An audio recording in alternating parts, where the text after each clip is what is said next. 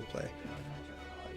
Do it after the intro, you can, but don't just put a shutter on it. Don't exit video, otherwise it's going to screw up the... Hello everyone, and welcome to another episode of Nerd Botchery. We're about to get into it. Today we have got the return of the good team. Last week we couldn't play, or the other week couldn't play the good team because Eric and I were playing a really fun game with some really cool people. Stefan, Luke, and David Baxter. We had Peter Atkinson. I had a really great time in that game. Eventually, hopefully, we're going to get a chance to replay that, get the permission from all them.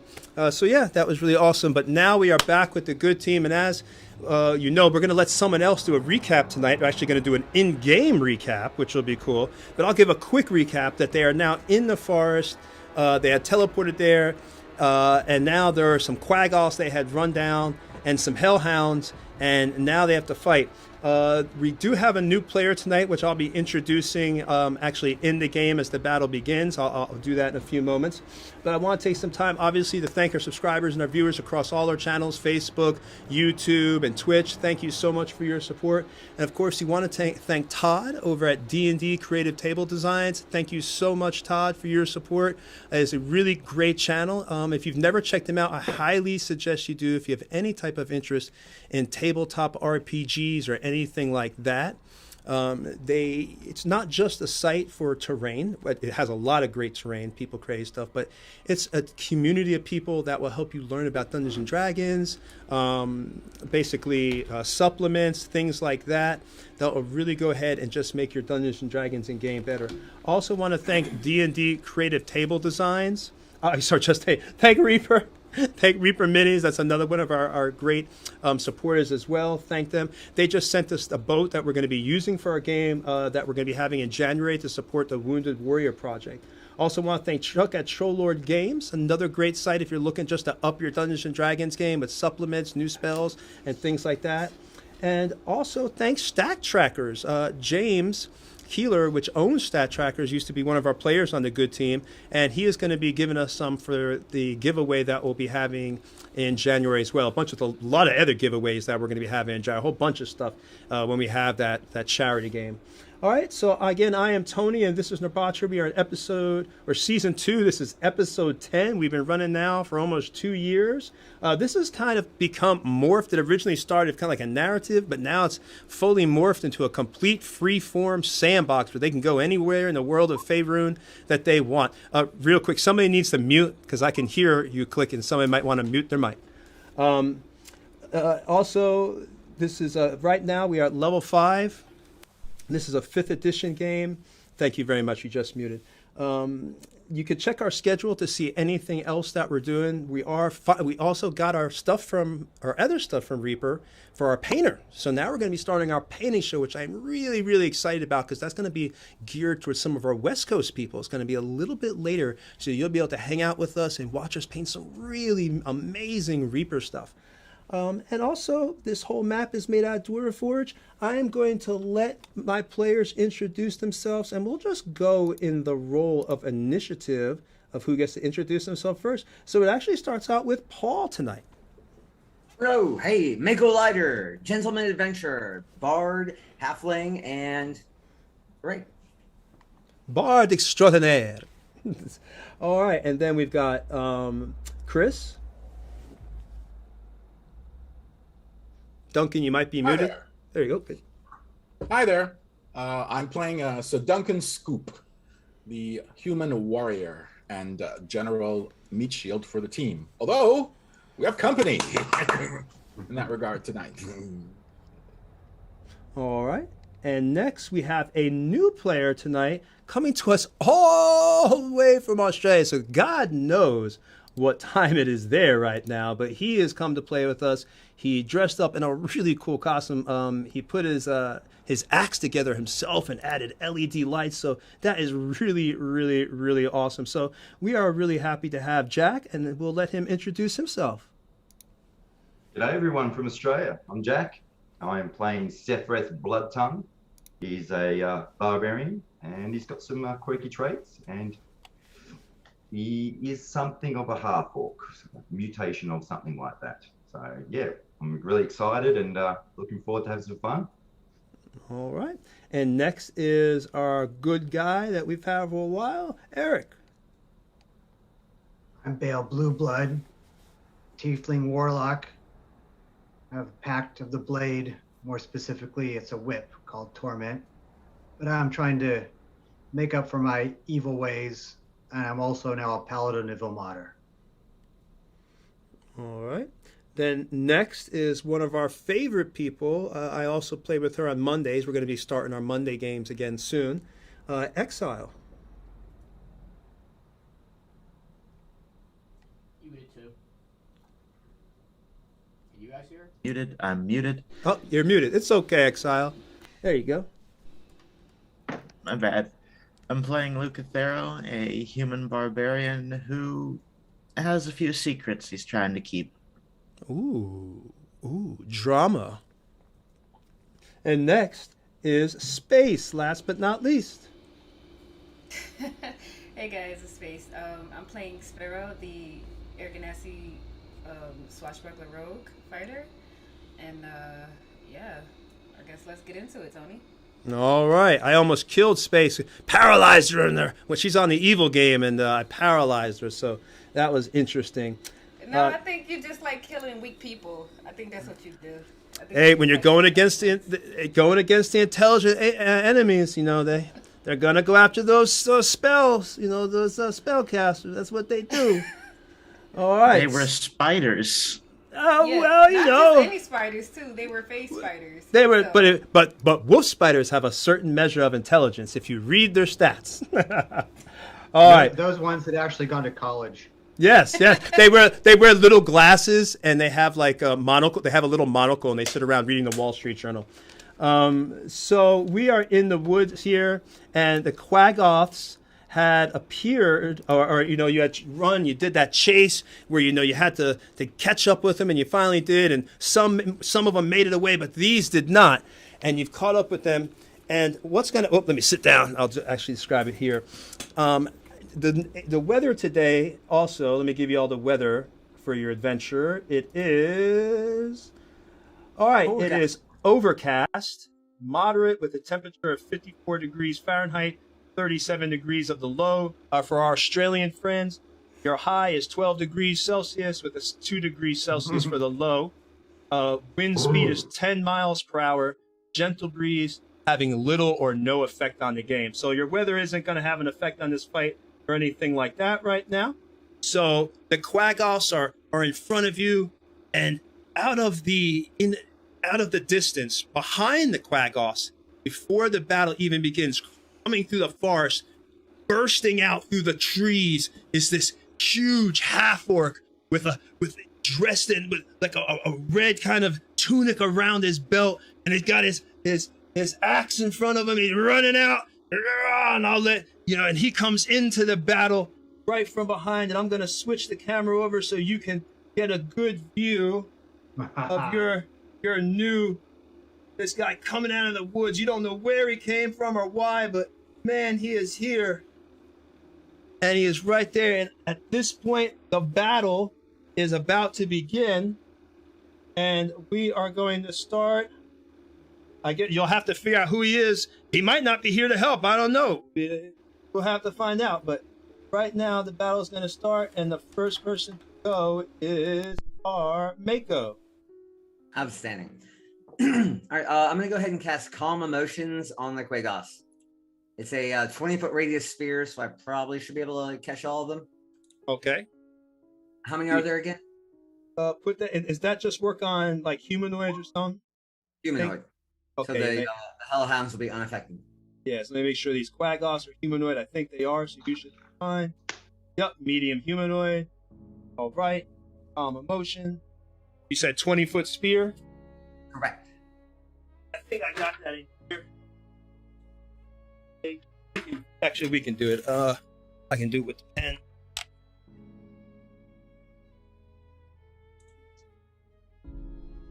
All right, so you're trying to get, I'd say you can get at least, with a 20-foot spear, if it's centered here,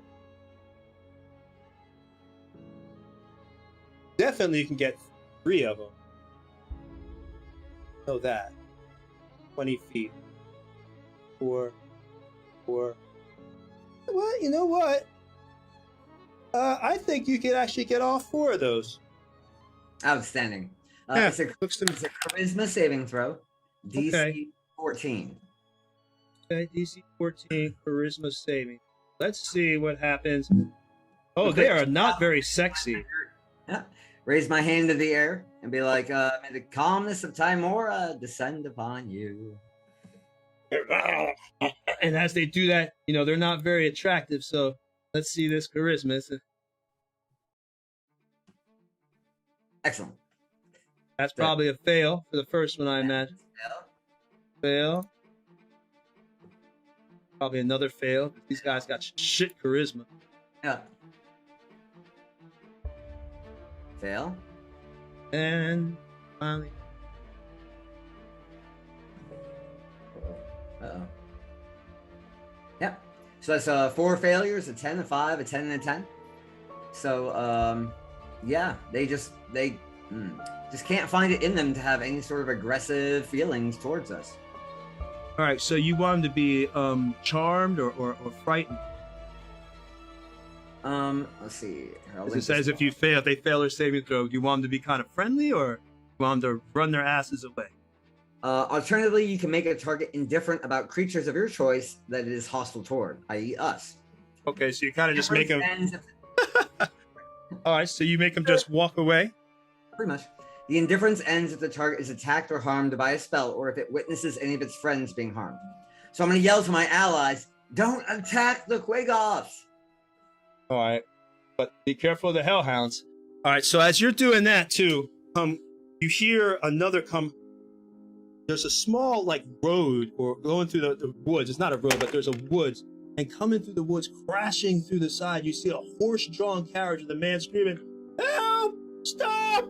No! It's out of control!" And it crashes into the side, spilling the contents over onto there. And this man, he tumbles out, "Help me!" And he's now fallen. At that moment, you know, they don't move from their position, but you can tell one of the Hellhounds has taken notice of the weakened guy that's fallen to the ground here now. And this cart is, you know, all the goods have splashed over the place and the horses are neighing and they're kind of laying on the ground right there. Help! And the dogs are growling, and it is now... Tony, also, I want to hide behind the mushroom. Okay, you want to get behind the mushroom? All right, we'll put that there. Behind the mushroom.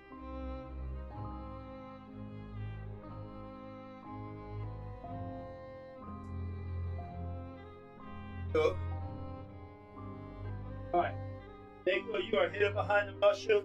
You have made them indifferent, so they're just gonna start walking away, I guess, on their turn, since they're like, you know, nothing really here. So it is now actually Hellhound's turn now. So Hellhound 2, it's going to attack. Who is close? Now, and these Hellhounds, you know, their eyes, you could see in these things, you know, the teeth are these huge fang teeth with the gums, blackened gums and black drool coming out of their mouth, and inside the throat you can actually see the burning pit and hell and fire itself exhausting in the fumes and the smell of sulfurous rot coming from their mouths as they growl at you. And now this Hellhound decides it's going to attack, well, he's back there, so eeny, meeny, miny, mo. It's going to go after Duncan. So, wait a minute, because, you know, one's already by him, so we'll go after, gonna go after good old Bale. Go after Bale. All right. He's number 2 is over there, so he's going after Good Bale. doggy. Good doggy. All right.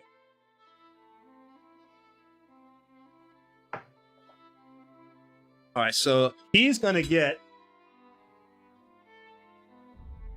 over here. He's gonna come running over here. Get right here. About 5 fail. he has. He's gonna use. Make sure I got the thing for it. He's gonna use his fire breath. That fire breath gets a 15-foot cone. So, bam! It's gonna get all three y'all. Woo! Six. But y'all will pass the saves because y'all are some dexterous people. So, all right. So, now let's go ahead and fire breath. I'll put that in there so you see it. The hound exhales fire in a 15-foot cone. Each creature in that area makes a DC 12 dexterity saving throw, taking 21 fire failed or half as much on a successful. I'll actually roll the damage. So here I'll take 66 damage. So let's roll that. What do we need for the dex save? Well, DC 12. All right. Wish me luck. I'm gonna roll the damage.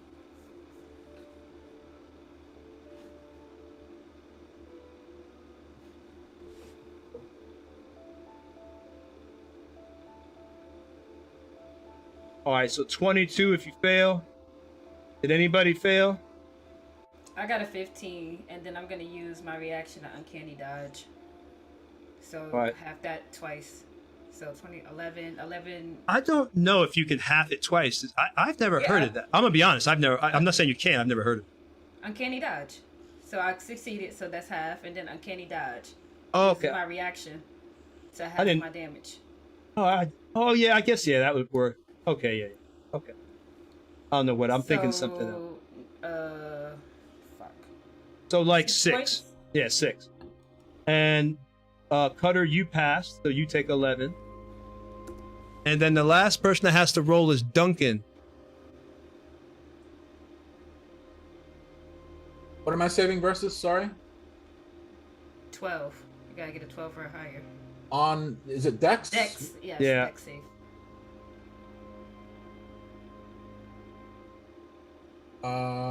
One sec. Let me try it again. Oh, right. I should roll over here.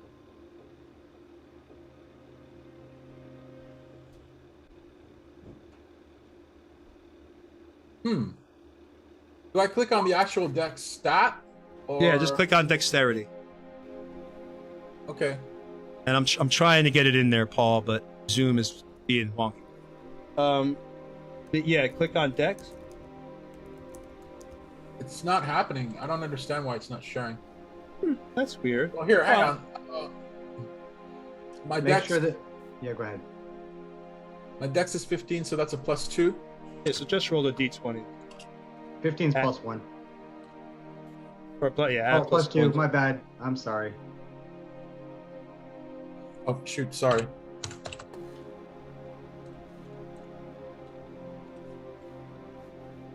There we go. All right, so you failed. All right, so you take at this. So as this creature comes running, you know it's burning, smoking embers coming up from its body. It exhales, and there's all your dex rolls. Wow, Scoop, your machine's just going slow. Yeah, wow, bro, you were clicking away. All right, so it exhales this breath of fire that goes on all three of you. Your clothes and everything start burning. Now, luckily, you see Sparrow. She's able to deftly get out of the way using her rogue-like, cat-like dexterity. She flips above the flame, whipping off her little bit of her cape that's on fire and putting it out.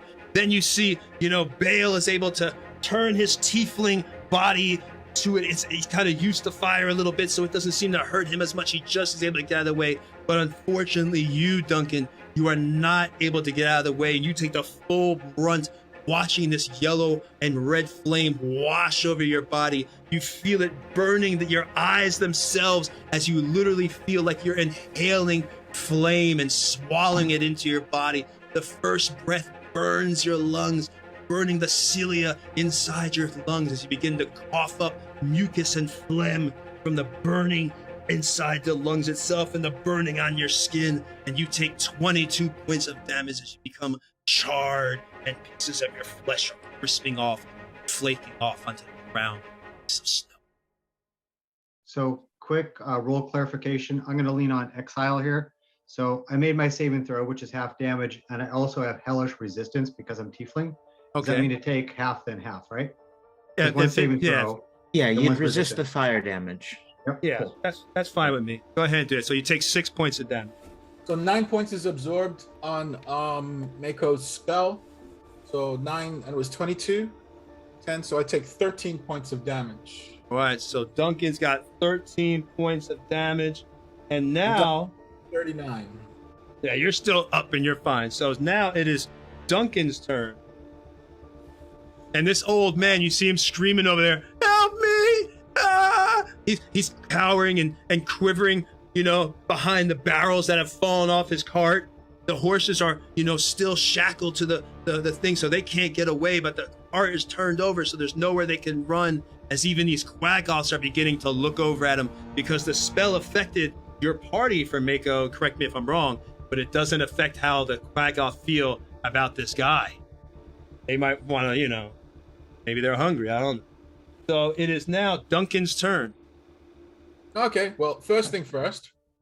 I'm gonna deal with this bastard who just fried me. So I'll step into him. Okay. And, So you're attacking this one right here. yeah, the Hellhound who Yeah. just fried me. And I'll give him a couple of whacks. All right, give him some wax. Sec.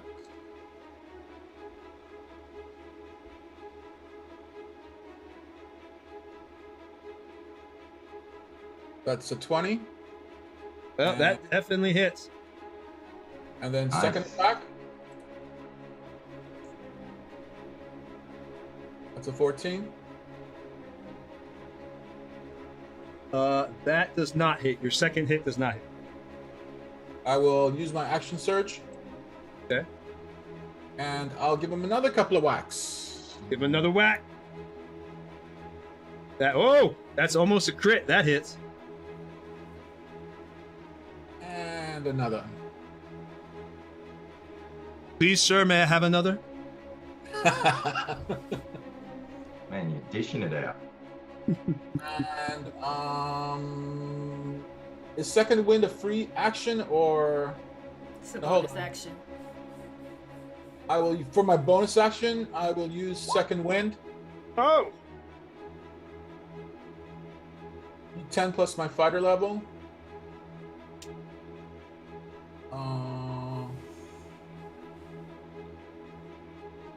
I'll just roll in chat.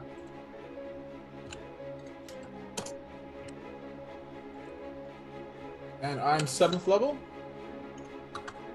6. So I'll heal myself for 14 points. 14 and All 30, right. 49 and 4. I'm at max again, 52. All right, so there you go. You beefed it right back up. I say, have at it, dog. You think you can roast me and my friends? It's growling as you take Bad this hit. puppy. How Bad. bad do you hit it? How bad did I hit it? They just crunched into it. I mean- Yeah, I am bashing it mostly about the head and mouth. I'm trying to get its face turned into me and away from the rest of the group. Can I turn it, for example, so its head is not facing Bale and Sparrow? Well, it's now looking at you because you went over there and beat on it. So it is Oh, looking good. at you. How many hit points did you take off it? Oh, I have one miss. Hang on one sec. I'll describe it as you're looking. So you went over there with your sword and multiple hits. You dashed and parried. Your first strike, you were able to slice a piece of meat off the shoulder bone of the creature. You didn't chop it all, it kind of just did a flake. And on your second hit, you sliced off an ear that went flying and hit against a tree and slid down and slopped to the ground with a nasty splurge of blood. And on your third hit, you're able to hit again that same spot, working the same wound as the hound yelped in pain, its fire coming from its mouth in frustration and anger. How many hit It was points? 22 points. Mine it is was 22. 22. That's exactly the same amount of damage it was going to do to you. Talk about it's revenge. fair. Talk about revenge. All right. Only fair, doggy. Take that. All right. So And, now. I do glance over my shoulder at the charging half orc. Can I monologue him? Or Sure, go for it. I yell, friend or foe?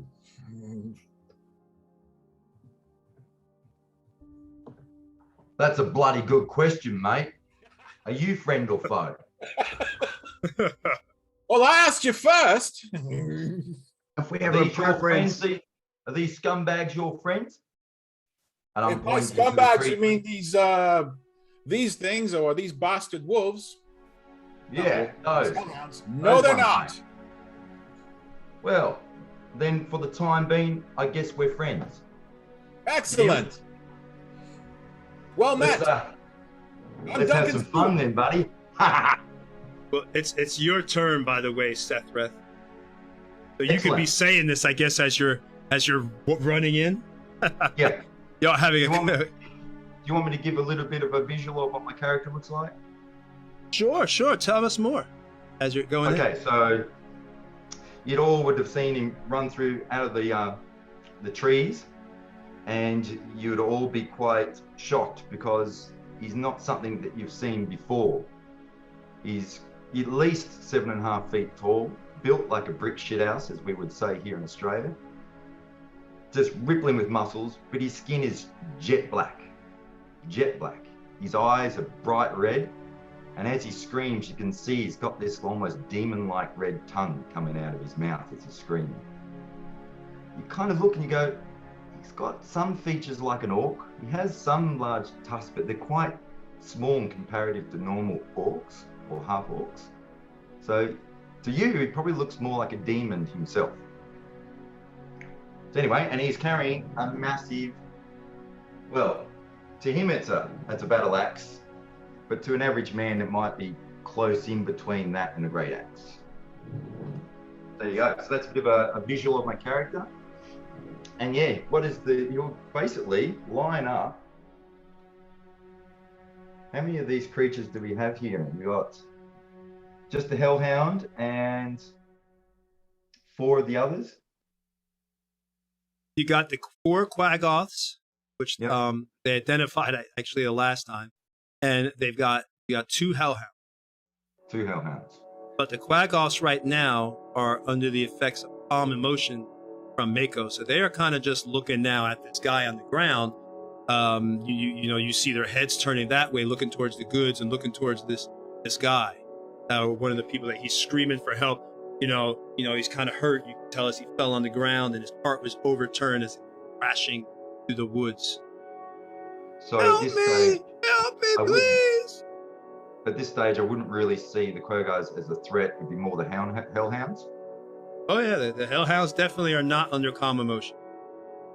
Right. Am I in range to attack any of them from where I am? I can't really see from the angle. I moved you up towards one, so you can actually get it.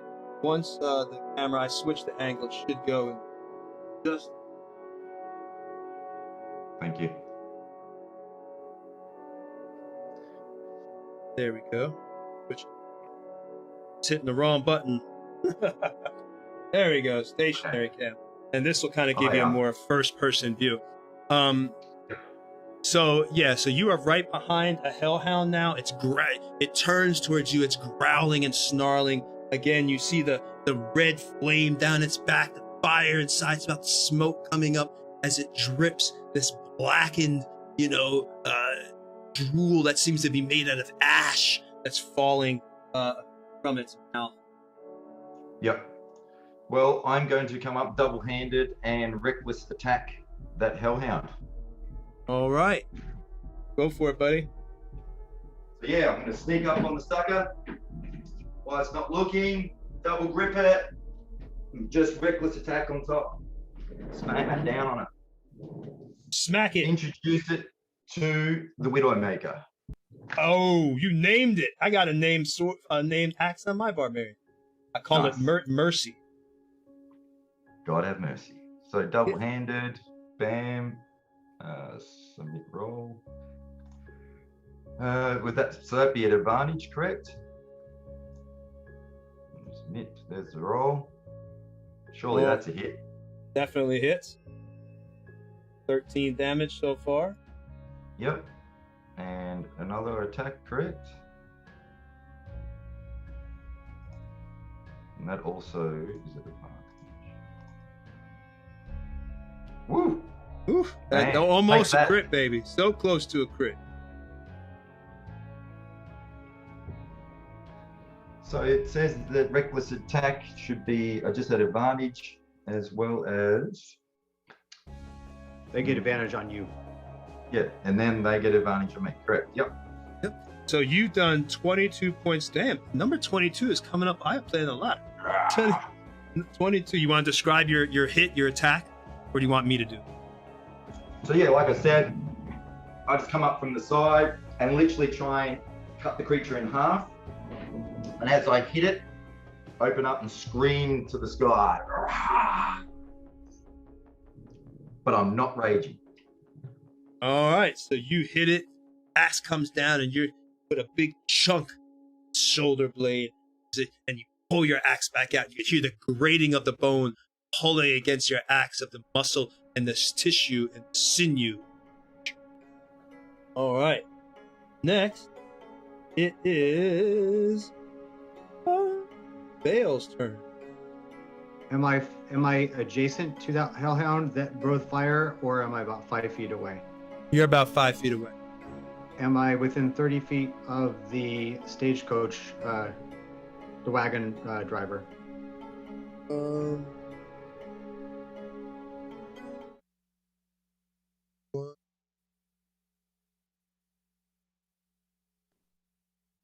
You can get right up on him. You'll be one square away from him. Perfect. Okay. I'm going to go ahead and pull out my red whip torment and just let loose with it. Okay. Who are you going? You're attacking the Hellhound? The one, yeah, the one that that got worked over by Scoops. Okay. Go for it. All right. Whip it good. Oh, we should have that song whenever you use your whip. Whip it Yeah. good. A little sound bite. We should. We had to kind of get that ready. Okay. Here we go. Gotta make sure I click the right buttons here. Okay. Normal torment. And so if I hit, I'm going to do a divine smite at level 1. I'll roll that separately. Okay, so here we go. Oh, They come up. not yet. I don't have anything on my Yeah. screen. There it goes. Is it 15 hit? Yes, it just hits. All right, perfect. So Just the whip, yeah. So I do 15 point. 15 points of damage. Wait a minute, I gotta make sure this is right here. Okay, ignore the divine smite. Sorry, so it's 7 points for the whip, and then I will roll separately my 2d8 because I'm doing a level 1 smite, not a level 2 smite.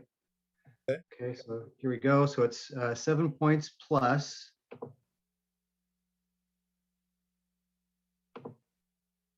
8. So 15 points of damage. Okay. Want to describe your hit? Yeah, so he half turns towards the wagon driver and pulls out torment and a bit of a growl as that whip snakes around the neck of the hellhound and he pulls it, which all the barbs pull out chunks of flesh. And at the same time, there's a bit of an explosion with the divine smite. And then I will move my full movement so I can move up, and I want to try and protect the wagon driver. Excuse me, I'm sorry. Okay, I'll move you up there. So you attack the one by Duncan. You do a buttload of damage. Still up, but it looks very hurt as you have done that. The one by Duncan. And now you're moving up towards the cart driver. Yep. Now that hellhound, well, the hellhound is engaged with the barbarian now, right? The hellhound is engaged with Sethreth. Okay, cool. So you're kind of behind. I'd say at this point. Well, no, because we're getting 5.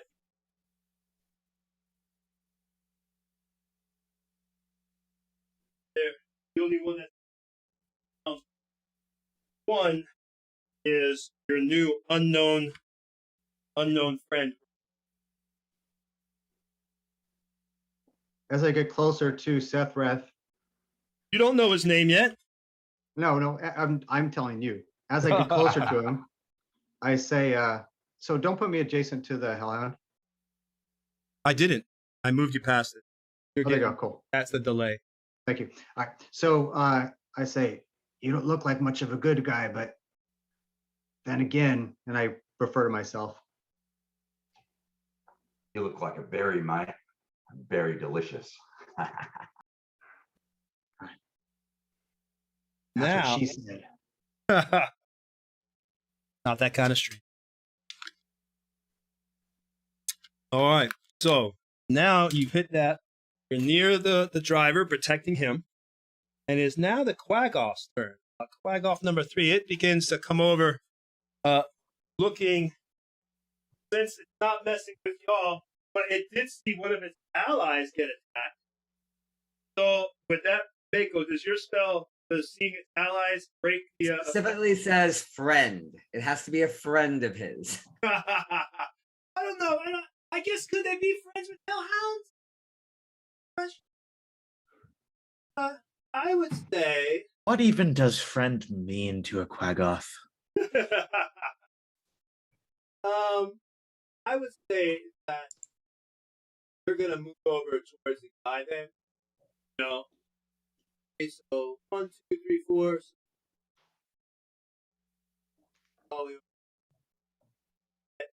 He's up on the rock where that's Quagoth turn. You can see him slowly moving towards this guy now. It is Hellhound 1's turn. And it looks at, it sees this half orc standing in front of him, muscles, bulging, with this axe. And this Hellhound, it decides to, it can't blow a fire because it sees its allies. So it's going to go ahead and let's do a bite.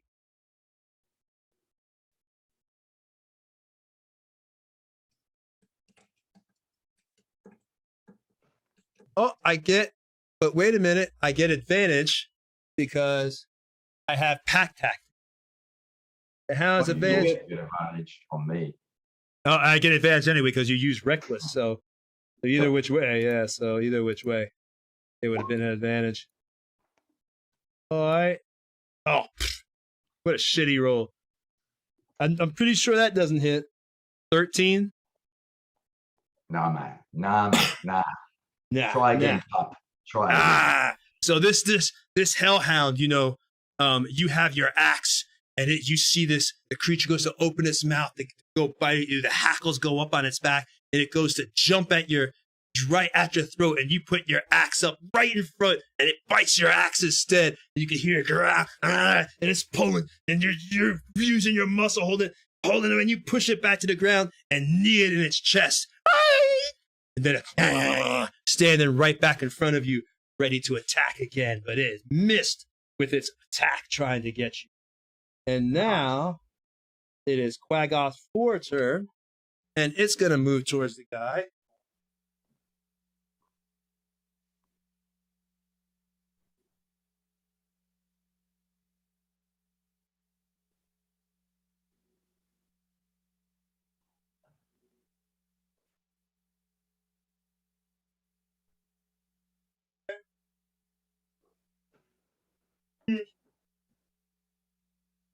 Feeling a little bit surrounded at the moment.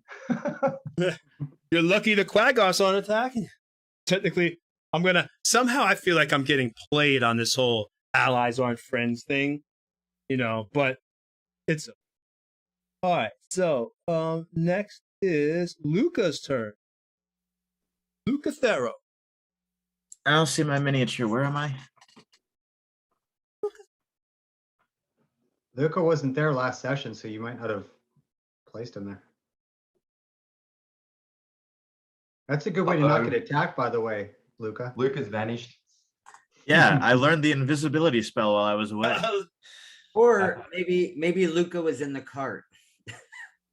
I'm okay with that. Or That's Luca actually is Luca actually screaming for his a life. I'll start out prone.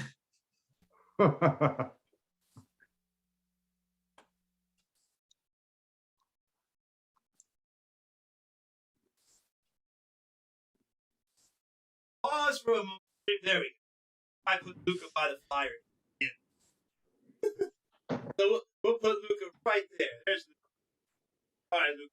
You're close enough to attack on either which Hellhound. I'll go for Hellhound 1. That one's closest. Oh, well, Hellhound 2 is actually, you're right behind it. There you go. Remember, if you want to do flanking, you have to coordinate your attack. Eric and I, we all worked out where you best hold your turn. But do you want to go ahead and attack it? It looks very weak.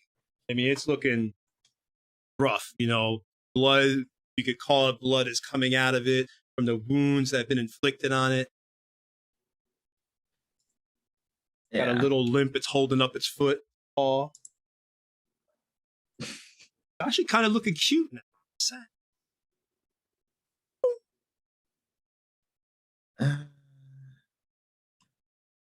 Yeah, reckless as well. All right. Join me, Brave One. But you definitely hit on both attacks, and it is down. If you want to describe how you kill it. Luca just punches it to death. You gotta punch it. All right. So Luca punches it to death. You beat it down and one punch to get it to the ground, one stomp to break its neck. All right, so it's gone. It is out for the count. Next. Oh yeah, look at you, you brutal bastard. I love it. Gone. Dead. And then, do I have enough movement to move adjacent to the other Hellhound?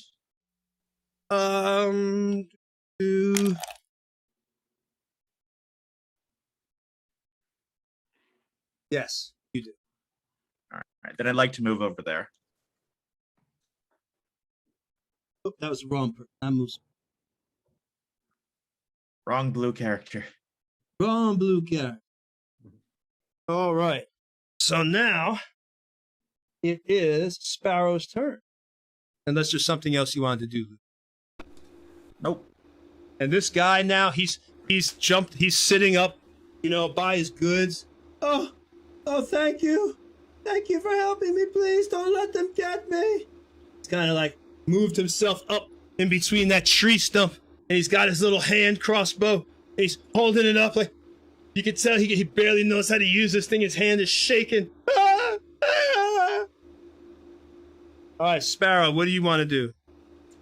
I want to move up to the Hellhound. Okay. And then I'm going to take my first, well, not my first attack, my attack. I'm going to use my rapier. Get him, Okay. Birdie. All right, get him. 14. Did not make it. So I'm going to use my bonus action to attack again. No. Damn, what is going on with Sparrow? I just been rolling really shitty. Yeah, I can't do nothing else, so. All right, so you digital dice.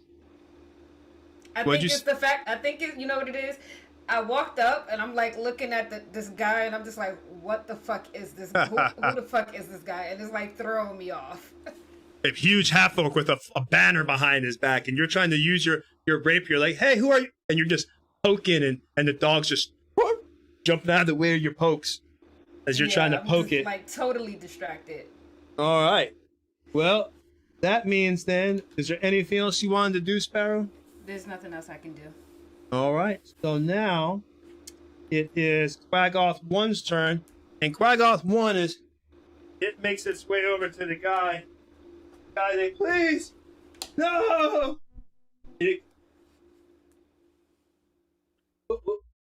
Calm down.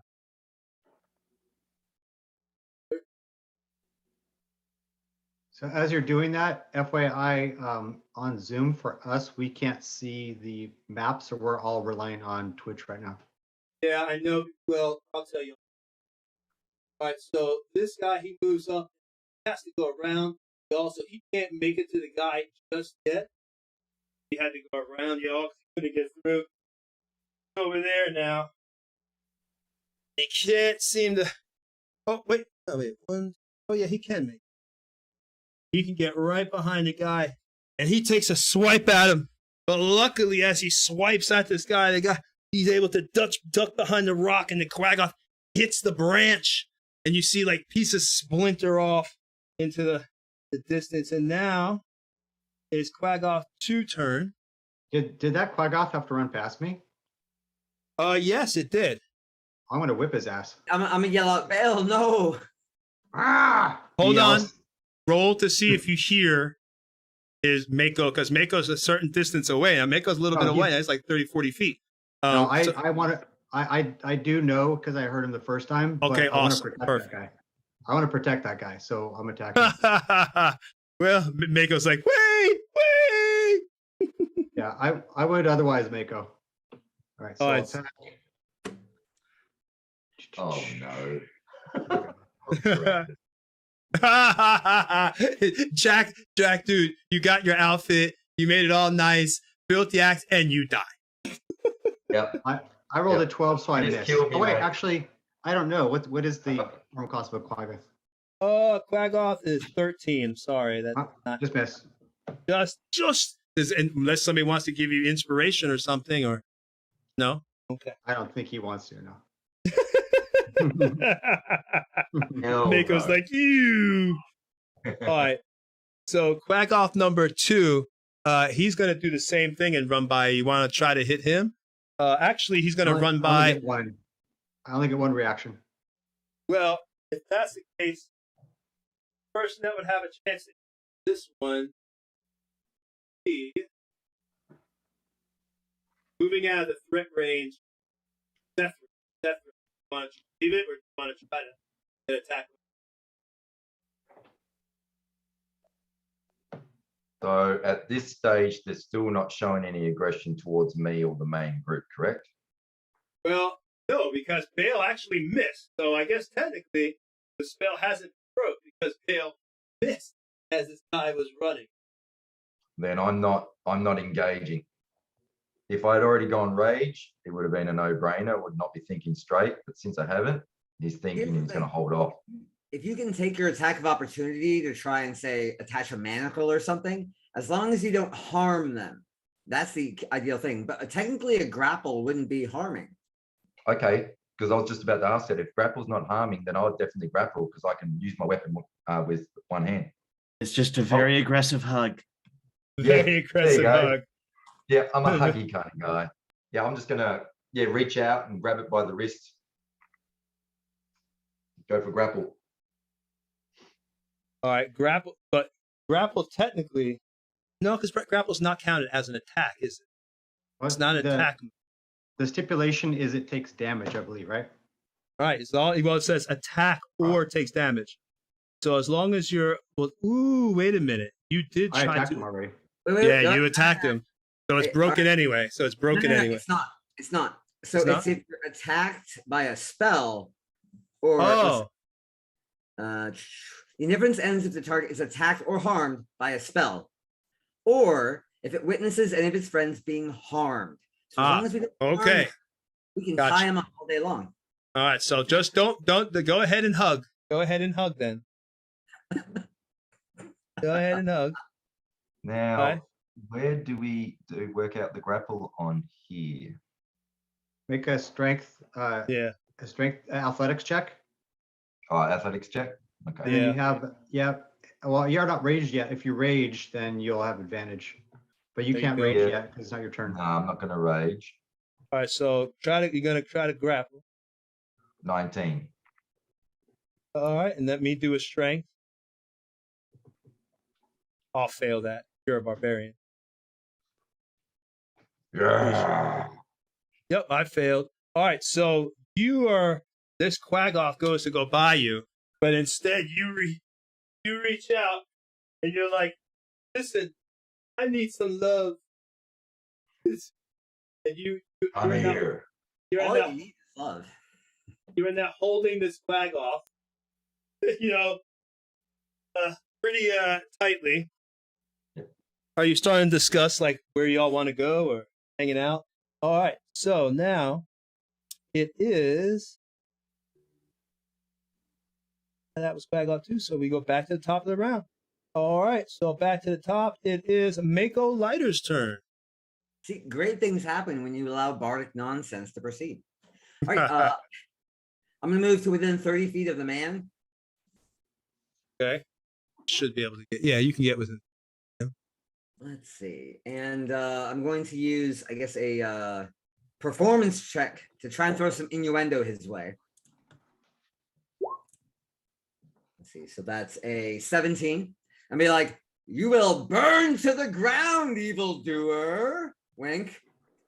Well, I guess wink with my one good eye. Then I'll cast an illusion spell to make it appear as if he's being consumed by fire. Which one? The Quaggoth?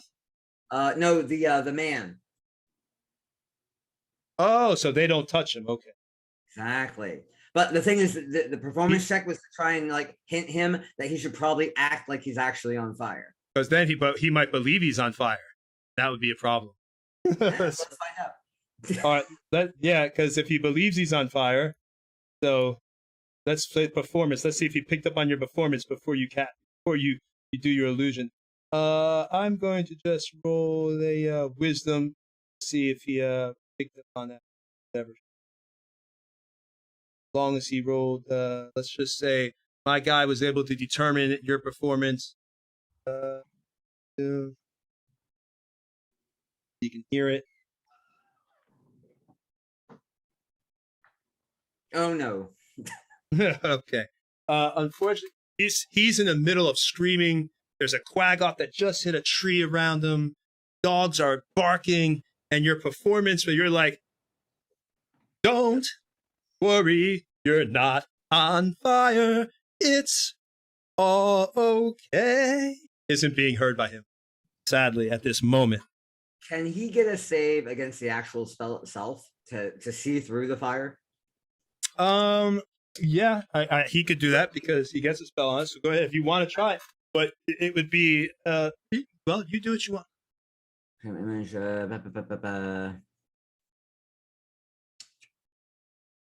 it says investigation check, intelligence investigation. I always thought to determine illusion was wisdom, whatever the spell said. Yeah.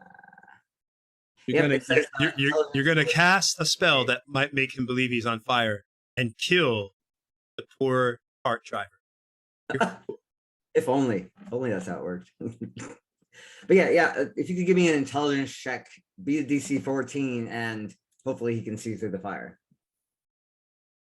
Let's try that. Sound good? No.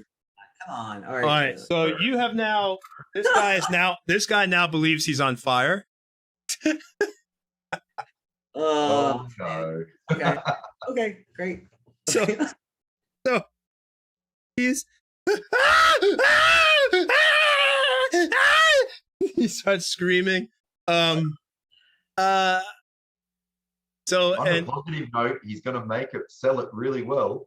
yes, I'll do damage on him for fire. Just roll for this guy. Roll a 1d4 to see how much damage this poor guy takes as he's on fire, burning. Ah! Okay, he takes 3 points of damage, and he goes down to the ground, and he's on the ground, unconscious. As the fire illusion is still burning on. The Quaggoths look at the dead body. Hold on, let's see if the Quaggoths all believe the illusion. Because they might now. They're not going to mess with you if they think he's dead. Well, they actually have to interact with it. What? They actually have to interact with it. All right, so, well, it's not their turn yet anyway. So right now, is that your turn, Mako? I'm like, guys, that is not what I meant to happen. Well, it was a wild surge, magic surge happened. Good excuse. So you Maybe- now. Maybe this group is evil. Maybe Sephiroth has to rethink things here. Sorry. Ooh, oh. So now it is Hellhound 2's turn. Hellhound 2 is actually down. Right, y'all killed him. And it is Duncan's turn then. Okay. We still have a Hellhound up, right? Yep. All right.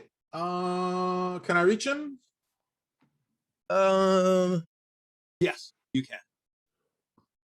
All right. I'll scoot up to the Hellhound. It's hard to make out on my screen where it is. There's a big blue mushroom in the middle. Hellhound is right here. Okay.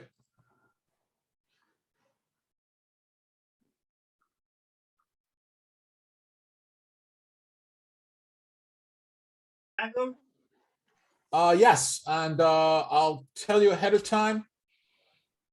I'll be using one of my maneuvers on it. Goading attack. Posting it in chat now. Right. Sick. Oh, and make it want to attack you. Okay. Yep. All right. So roll up on it. Is anyone else engaging it?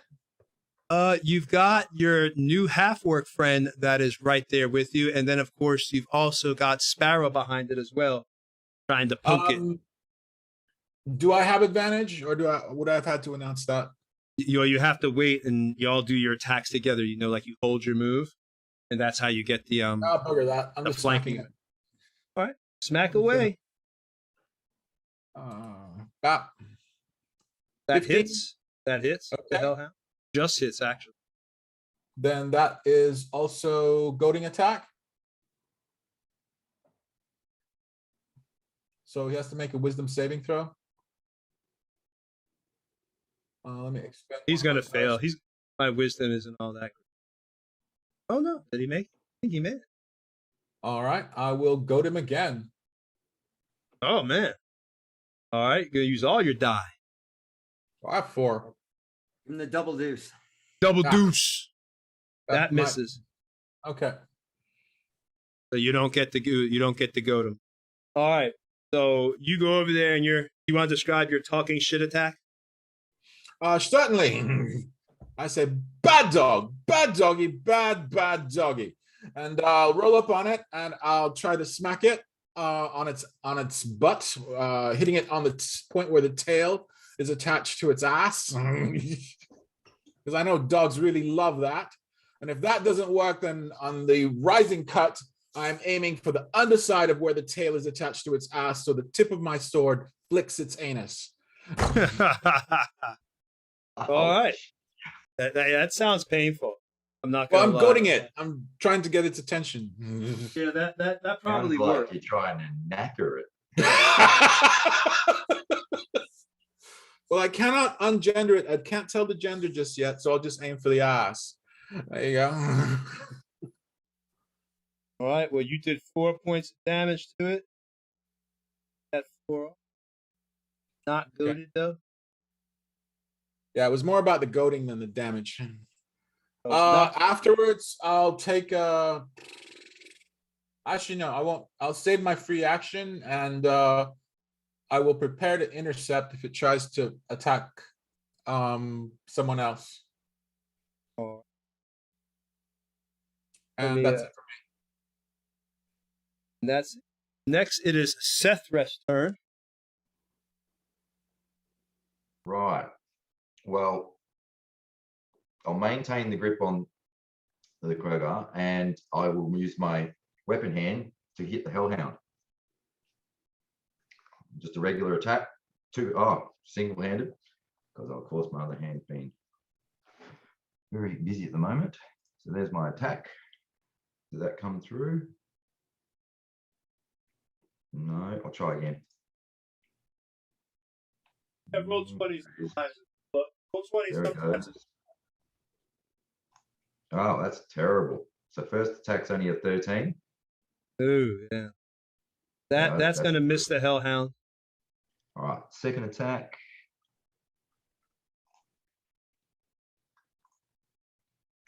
Ah, that's a bit better. Are you reckless attacking? Yes, I am. So there you go. So I got advantage, right? Well, then that's just one attack. So we'll say that if you're reckless, then go ahead and do another attack because Roger that. you get 2 attacks, right? Yep. Yeah, so that counts as 1. So you got your 20 because you only did 1 Yep. roll. You're not rolling with advantage right there. So you have to hit it Yep. twice. So you got 20. Oh, Okay. One more time because you're still on. Or does reckless only affect the first attack? It takes all your attacks. it's all, isn't it? All of them, yeah. Yeah, Okay. so I thought. So go ahead and bust out another one. All right, so those 2 missed. You got 9 twice in a row. That sucks. All right, well, you got 20 on one, so you want to describe your first attack. You did hit it at least once. Yeah, as I'm holding the other creature, I just look down and just give a quick chop down. Really simple. And obviously the second one, I'm a bit distracted. Maybe the creature pulled and I just missed. So a bit lame, that one. So you hit it, you come down like you said, and you take a nice big chunk of damage of 9 hit points.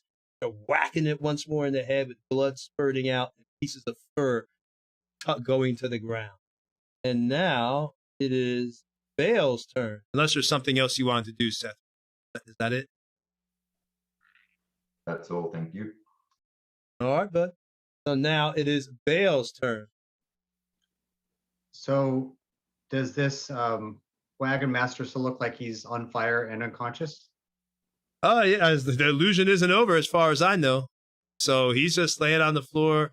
It looks like he's on fire. All right. Well, illusionary fire, I guess. If he's unconscious, he won't take any more damage from the fire. Nope, he will not because there's no longer an illusion in his mind to believe. So he's just out. Cool. All right. So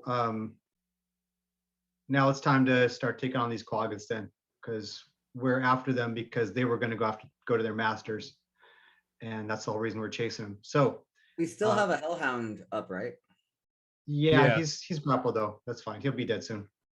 And we can tie up the Quaggoths without actually having to fight them. Are they going to allow us to tie them up? Why not? They're indifferent towards us. Would you allow someone to tie you up if you're indifferent towards them? If I were magically indifferent. Well, Magically indifferent. That's my favorite cereal. All right.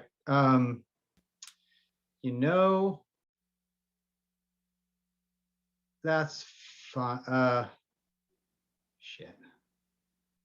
Okay, I'm going to go ahead and walk up to the guy that's on fire, and I look over towards Mako. I say, "Can you turn this thing off?" I think as a standard action, I can dismiss it. Like that's how it was in 3.5. I don't know if that's how it works in 5th. Okay. If it lasts, let's see, 1 minute duration. Oh, if I cast another illusion spell, it'll automatically end. So next turn, I can cast a different illusion and the fire will go out. All right. So in that case, I will move next to that guy still. And I'm going to use one of my Oath of Vengeance divinities, which is abjure enemy. As an action, you present your holy symbol and speak a prayer of denunciation. Using your channel divinity, choose one creature within 60 feet of you that you can see. That creature must make a wisdom saving throw, unless it's immune to fright. And it's not undead, so it would have disadvantage if it was. On a failed save, the creature is frightened for 1 minute and has 0 movement. So he's going to walk up, brandishing his whip, standing right beside the wagon driver. And he says, "You are nothing to the might of Ilmater. You are nothing to us. You are dirt. You are a victim. Stand or die." Wisdom saving throw. So wait, which one do I hit? What do I It's know the what the one spell. it's the one that's closest to the wagon. Okay. Wisdom Yeah. save. Okay. For Oop, did not mean to hit advantage. Doesn't. Oh, it didn't. 15 for the I Quag off. think that will actually make it. Ooh. Yeah, I'm pretty sure because my stats are kind of spread out. I have a I have a 14. So didn't work. All right, so this creature, you still see this Quag off with its bestial look. It's lurking over its paws, and you try to tell it, but it just shakes it off and is able to keep on pushing through. And now it is Quag off 3's turn. The flames of the illusion are still there, right? Yes, sir. And all right, so all right, Quag off 2 is grappled. Fiddle the thumbs. He's got a big hug going, and basically, I guess, new buddy is having a conversation. That one's grappled. So number 3 is actually the grapple. Stuck right now. Talking to, well, you don't know his name yet, but technically he's talking to Sethra. So now we move on. Let's see if I can break out of the grapple. He doesn't really want to so much. So He can attack at disadvantage. well, he's so far right now. The Quagoth isn't different because no one's been attacked. You haven't put any harm to his friends, right? Got you. Yep. Sorry. So Yep. he's kind of just going to look. This thing doesn't understand your language unless you're speaking the language that it speaks. So it's kind of starting to get annoyed. So it's going to try to break out. Wondering what's going on. At this point, it's starting to get a little pissed. So let's see if we can get out.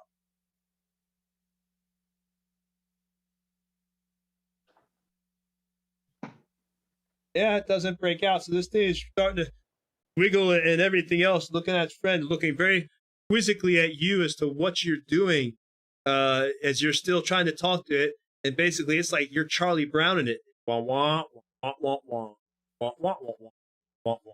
Has no idea what you're saying, trying to keep it. But it's still kind of indifferent at this point, but it's looking upset. All right, so next is Hellhound 1. Hellhound 1 is up. So it's going to... let's turn around and see what I...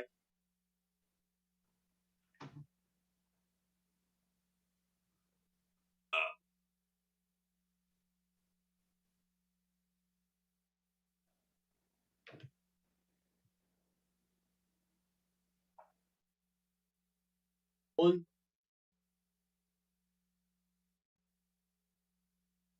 Ooh, Mako, you're a lucky. You just out of range. Luck of Timora. Just out of range. Just got these spell thanks to our loyal viewers for giving us the money to get these spell templates. You see how effective they are. You know you're a 15-foot cone. So because y'all are so close, it's only actually able to get one of you in the front of the cone. So let's see if the cone even recharges first of all. I need a recharge. Recharge 5 or 6 on a 66. So let's see if I get my recharge. No, I did not. Bastard. So all it's going to do is bite. 1 to 2. It bites Duncan. Well, no, you know what? It's going to keep biting the barbarian because the one that's hurting. So let's try to bite the barbarian. It's an advantage because you did reckless attack last time, correct? Is that correct, Sethreth? You did reckless attack last round? Yep. Still on reckless. What'd you say, buddy? Still reckless. Okay, cool. All right, so it's advantage attack. Ooh, that looks like a crit. Yep, that's a crit. Ow. Our first crit of the night. All right, so this Hellhound turns around. It's still looking at you. You've put your axe into it. The rage of hell is in this thing's eyes. Flames burst out of its eyes. Its mouth comes up. and it goes straight for your throat. You're able to block it from getting to your throat, but it gets the side of your shoulder, begins biting into the muscle, tearing and whipping you around to the ground as it's throwing you. Now you're big enough that it can't completely whip you around like a rag doll, but the teeth you can feel it sinking into your bone, into your flesh as the chunks are ripping away. It's trying to pull it away, and it actually pulls a nice big chunk of flesh. You see the muscle strands tearing and pulling as the flesh doesn't just come off, it snaps because the flesh is trying to hold it on like rubber bands, and the pain is excruciating. As it does that, you see the layers of fat underneath your skin begin to ooze out and bleed onto your chest and onto the ground. And you take a total with that crit of 11 plus 15. That is 26 damage. Ouch. Yeah, 11 plus 15. No, 15 plus 11, yeah. 26. You take a total of 26 damage. Ouchie, ouch. From the description, I thought he took all the damage in the world. We got new viewers tonight. I got to show them what we do here, that we get powerful descriptions and visceral combat. All right. So, you've taken that, and it is now the Hellhound is staying there. It is now Quaggoth's 4 turn. Quaggoth's 4 is all the way over there. It's got to move all the way over. It's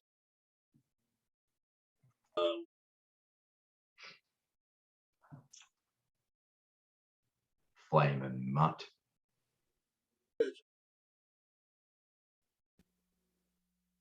Get his back and tail right, trying to move over to the guys. All right. Anyway, do you want Sparrow? Do you want to take an attack of opportunity as it went by you? No. No? Sure?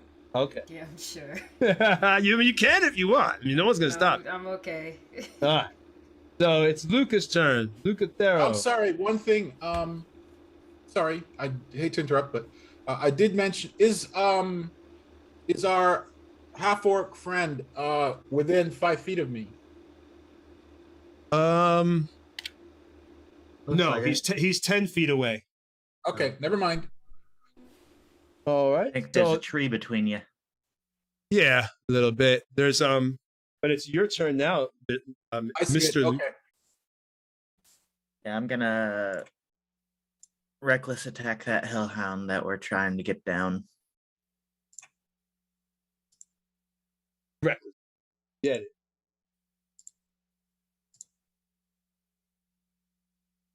Some decent damage too. Boom. Ooh, what did you do? Let's get back over there. 25 and 23 to hit. Ooh, that hellhound? Yeah, At 12 total damage on 24 each of them. damage? That hellhound's down. You want to describe how you kill it? You want me to? I'd like Luca to grab it by the face and just pull its jaws apart. Ooh. All right, so you did that. You grabbed it by the face, ripped its jaws apart. You saw at first it was a little bit of a challenge, like it was not wanting to give way, and then it just pop, snap, boom, and you saw the tongue and everything, and you take the tongue and you whip it out, snap it to the ground. That thing is down, I tell you. And now, Yeah. you want to do it? Dog, bloody good lesson, mate. Down. That's right. Learned your lesson. Now it's Luke. Luke, is there anything else you want to do?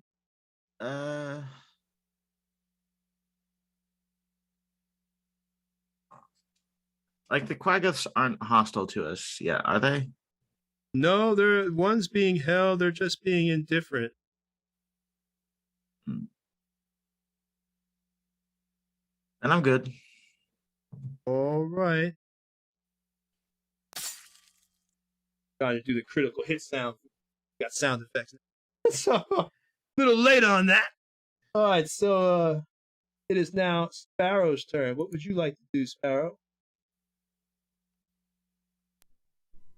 I have no idea. the I'm gonna walk up to the guy. How tall are the quag? How you say them things? How you say Quagga. And I hope I'm. quaggas? Yeah, I think. How tall are they? I'd say they're medium. Let me see. Let me go right to it right now. It's a medium humanoid. Medium humanoid. Let me see if I can show you the picture. There you go. You should be able to see it now in Roll20 if you want to see the picture of the Quagga. Oh, that thing is ugly. Okay, so I'm gonna move 30 feet towards the guy. Towards the guy street that unconscious Yeah. on the ground now. Yeah. And I'm gonna use my innate ability to cast levitate on him and bring him up 20 feet in the air. All right. So that he's not on the ground. And So you move through the. Oh, you're kind of near Bale then, I think. You're levitating. Is it possible for me to be on a rock? Which rock? The one right on the I see opposite it. side. I see it. Yep. Right here. And you levitate him up. And I'm going to, so I have to keep concentration on that. So I'm going to use my bonus action to dash to go another 30 feet back by Mako. Hopefully these things don't throw like rocks or some shit, because if they do, this guy is dead. I levitated him and put him on top of the tree stump, the large tree stump. So he's sitting up there, hanging out on the tree stump right now as you've levitated him up there. Okay, and yeah, that's the end of my turn. All right. So next, it is Quaggoth 1's turn. So Quaggoth 1, the illusion is gone. So it's going to take, I guess, another swipe at this guy, but he's levitated up. So this Quaggoth is trying to, their intelligence isn't that great. So, you can look at Intel. It's almost animalistic intelligence. So it's trying to, jumping, trying to get this creature and trying to get the guy, but it can't. And then it starts going through the goods, tearing up the boxes, beating the boxes and tearing them up, and stuff's going everywhere. There's vegetables and stuff flying. All right, and now it's Quaggoth 2 turn, and Quaggoth 2, it's gonna do the same thing. So it moves over there. It's trying to, get over on top of the thing, but it can't reach up there. It's still grabbing, messing around, just tearing shit up. That's her growling, these bluish creatures with their huge teeth. They come from the Underdark. Y'all, only reason I'm telling you that is because y'all found that out last game we played. Somebody actually asked. All right, so now it is back to the top of the round. It's Mako's turn. All right, I'm gonna whip out my rope and try and tie up the nearest Quagga. All right. How long does this calm emotions last? Like a minute, right? 1 minute, 10 rounds. 1 minute. You gotta watch. All right. So you go to tying them up might be a little bit too much. You could let them go, walk away, but tying them up begins to seem like harm, because kidnapping, in a sense, is harm. And the action itself, I would view as harmful. You're tying somebody up at that point. But you could ask them to sit down and chill out. Well, if I spoke their language. What did you say? Oh, that's right. You don't speak their language. Maybe you could do a performance where you mime sitting down. Alrighty. I'll ready an action to cast Vicious Mockery on the next target that Bale Blueblood attacks. Oh, so you must watch him when he stuttered. I'm gonna go ahead and tap my nose, point at Bale, and then just hold my hand up. That's my signal. All right. I smile. So you got your Vicious Mockery ready. So vicious. All right. So next, the Hellhound's gone. So it's Duncan Scoop's turn.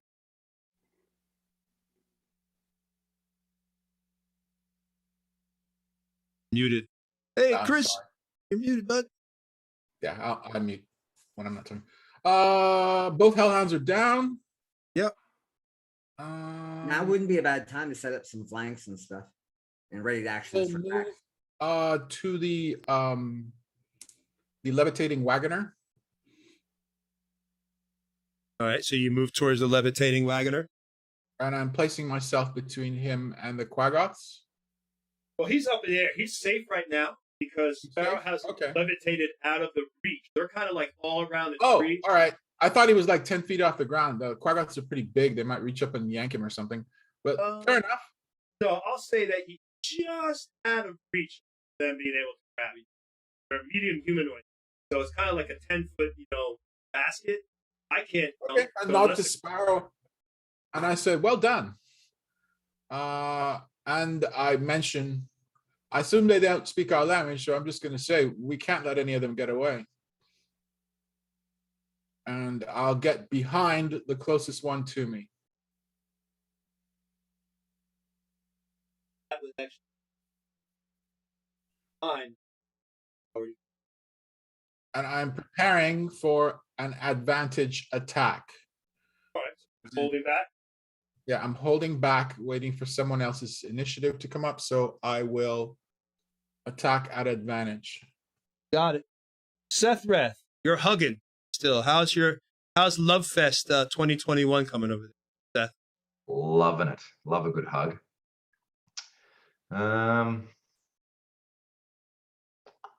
If I go and try and trip, that's going to be considered as an attack, right? Any damage, yeah, I would say that's an attack. Damage But done. you don't get damage from tripping, do you? Fall damage. No, okay. But it's not a spell. By the wording of the spell, I guess tripping would not be damage or an attack. Harm is what we're looking for. Harm. You could argue that like falling on your butt and hurting yourself is harm, even if you take no damage. Subjective. Yeah, that's a weird thing about that. I would say anything that would be viewed as an aggressive action, like if you wouldn't want someone probably tripping you or tying you up, but asking you to sit down or something, things like that, probably normal. Okay. All right, well, if that's the case, I won't do that, but I will sort of manipulate with the grip and circle around. So my back is then going to be facing towards the tree. So I've got no creatures to my back. So my face will be facing towards the prone horse, and I'll have the creature in between the horse and myself, and I'll be getting ready to strike. Well, I'll be getting ready to literally trip when somebody else triggers, and then I'll Are you gonna let the one you're holding now? You're gonna let him go, or are you still holding him? Still holding. Okay, so you're holding him in between, and he's in between the horse and everything. So he's gonna see. Let's see if we can let go. I'll circle around, like grab him and circle around. So I'm on the other side of him. It's hard to explain from here. So I'll be facing him, and he will be facing the horse. That way, there's no one behind my back except that tree. Pretty sure my guy breaks out though. Just rolled a 21. Oh. Well, you know what? Let's wait till his turn. So he doesn't break out right now. On his turn, it's not his turn. So I'll just keep that roll for your turn. So you are in between. You got him here. You're holding him there. You're back. You're facing the horse. Back. Got it. Yep. That's it. Perfect. All right. And I'm ready. Action to trip and attack. All right. Got it.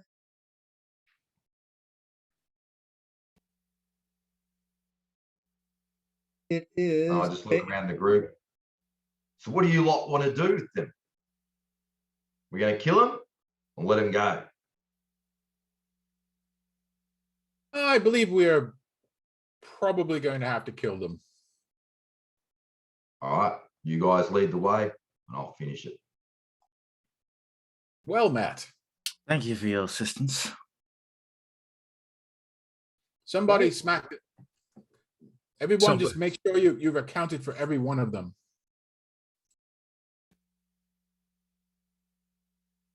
Tony, has my character seen these Are they kind of like a regular thing in this end of the woods? What'd you say, buddy? Has my character experienced these creatures before in this neck of the woods? Does he have any knowledge on them? I'd say you're level 6, and you've come from the north, if I'm not mistaken. So you've had some travel time in your experience and your visits to various inns. You've probably, heard, for sake of argument, not gonna make you do a roll. Yeah, you've heard about what these creatures. That they're basically, they're slaves, kind of like they work for the. You should be able to see it, but they work for.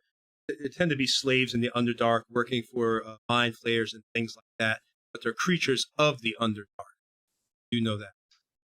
So would I have any knowledge that they're not so robust on taking damage, but they're very good at dishing out damage? Would I have any knowledge of that?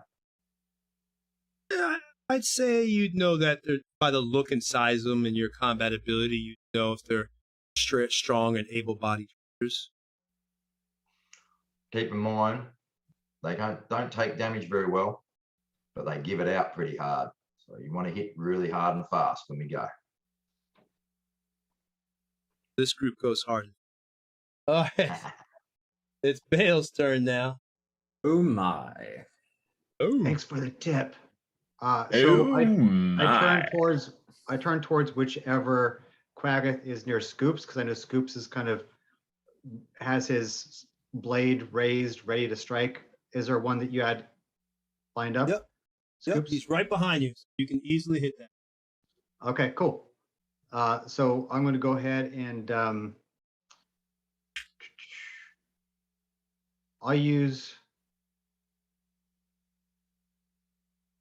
Yeah, I'm going to go ahead and use a bonus action and cast Thunderous Smite. So there'll be kind of a vibrating kind of effect around the whip. And then I'm going to go ahead and strike with it.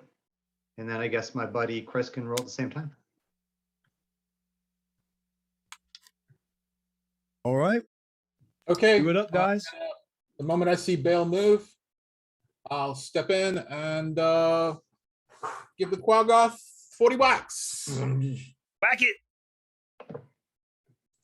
At advantage.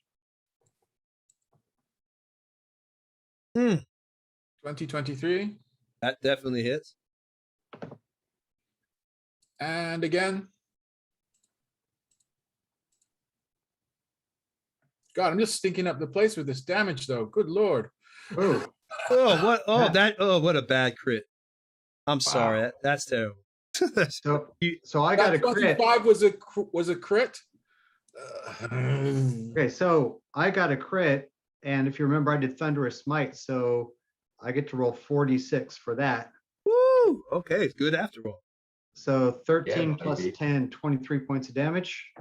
Plus And I'm eight. also gonna do a level 1. Actually, you know what? I feel like we're probably gonna kill this thing. So that'll be it. All right, so let's do Scoop. You did your damage first there. Flag off 4. Yeah. Just wondering if I should roll a superior, if I could do some superiority dice on him as well. Yeah, I will. I'm gonna goad him.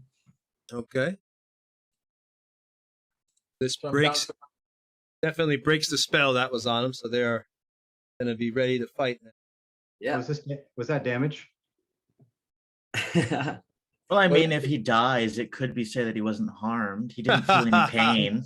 He just Yeah. died. You sent them to a better place. The vicious mockery goes off. He gets a wisdom save, DC 14, or has disadvantage on his next attack roll. He also takes 2 psychic damage. He's also got a goading attack on him, so he has to make a wisdom save.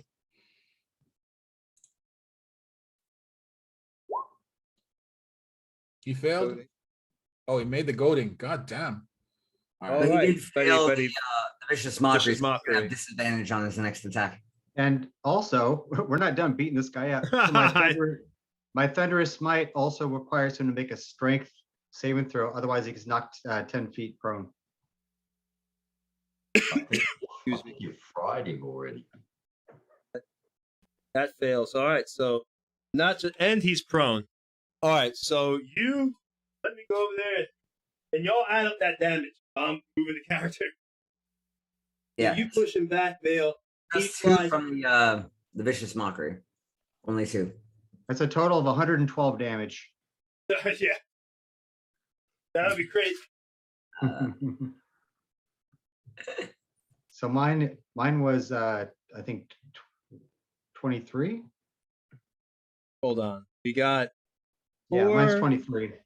4, Plus 8, 18, 20, then 13. Oh, yeah. For 18, 20, 13, 33. And Thunder Smite 37. And 2 from. Oh, no, I already got 2. So 37 points of damage on that Quaggoth. Ouch. Incinerated. My vicious mockery was, you spent 4 rounds doing nothing. All right, as you do that, and y'all go this vicious, almost coup de grace attack, the creatures, the spell breaks, and instantly they all begin to eye you.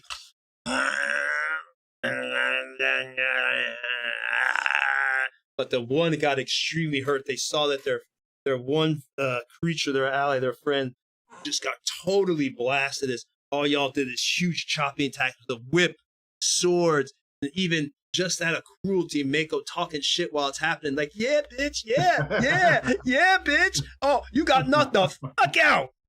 All right. So now it is Quaggoth 3's turn. So Quaggoth 3, it broke out of that strength thing, and you were holding a trip though, right? Since I delayed my action, am I able to jump in?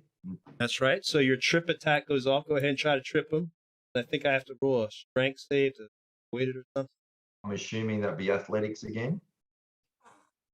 What'd you say? Use athletics to do the trip. Yeah. That thanks for trip. Then I have to do is test it, strength. Oh god, that's crap. Yeah, but don't worry. Oh, I just beat it. All right, so you don't trip him. He's able to stay up on his feet as you try to do a trip shot. And now, Do I get advantage considering I've got him grappled? well, he broke out of the grapple with the 21. Remember, Do I I rolled not get to try and counter it? What'd you say? And this is before. Do I not get to try and counter it because this is before that creature's actual turn? Well, that's what I was saying. I saved. You know what? I'll roll it again. I'll tell you. I'll just roll another one again just to see if I get out. Since I rolled it early, it's a strength save. You can roll it again to see if you can counter. Let's see if we can hold it. And we're doing this off athletics again. Yep, I'm pretty sure I'm going to win this one. I just critted. No, Oh my you God! don't. So did you bastard! All right, so you're trying to get out of there, trying to break out of that grapple. As you're desperately you're holding on to him, but you weren't able to trip him. He was able to avoid the trip as he was trying to break away. All right, so now, that was its turn. So it's restrained. It's going to try to attack you then, since it can't break out. It's going to do, it gets 2 attacks, but this will be at disadvantage since it's restrained. So we'll do a claw attack. I get 2 claw attacks, both at disadvantage. Can he do 2 claws when I'm holding one of them? Because I've got him by the wrist. I say you just got him by the waist. You give him a big old loving hug. All right, so that first one misses. Definitely misses. I missed either which one. That one. No, Oh, that means you gotta RKO him. I'm armor class 14. Oh, it's a 6. Yeah. Okay, sorry. And then a 6 and a 12. So I missed both times if your AC is 14. So this thing, you're holding this Quaggoth. It's trying to claw into your back, but your tough ogre skin, you flex your muscle and it tries to scrape you, but its nails break. And you're just like, Oh. Yeah. Yeah, baby. All right. So now, it is Quaggoth 4 turn. So Quaggoth 4, it comes over. That one is the one that's been knocked on the ground. So it's prone. It uses its turn to stand up. And it's right next to Mako. That's where it was blown 10 feet back. And now it's going to try to attack Mako because it's not going to move. So it's going to try to get Mako with an attack as this thing stands up in rage. I mean, these things, It's blue colored fur. You know, it's blackened eyes, his teeth dripping, and just looking at you with hate and detestment for what you had said. You know, because although you can't speak its language, vicious mockery still works. So it understood, even though you don't even know what the hell you said. You might be talking about its mom. You don't know. Just talking shit, man. All right, so now it goes for an attack. 2 on Mako. And Vicious Mockery, I'm at disadvantage for these attack, right? Yes, sir. All right. Sure. Advantage. Attacking Mako. That's not going to hit. Oh! That might hit. 21 Mako. That hits. I've rolled dual 21s. All right. So the first attack hits. Let's see the second one. Disadvantage.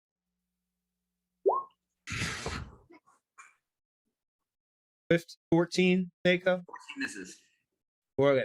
All right. So the first attack, it stands up and it's going, stares into Mako. You kind of try to turn around to block it, but it rips across your back, Mako. And you feel the slice just cut across your back.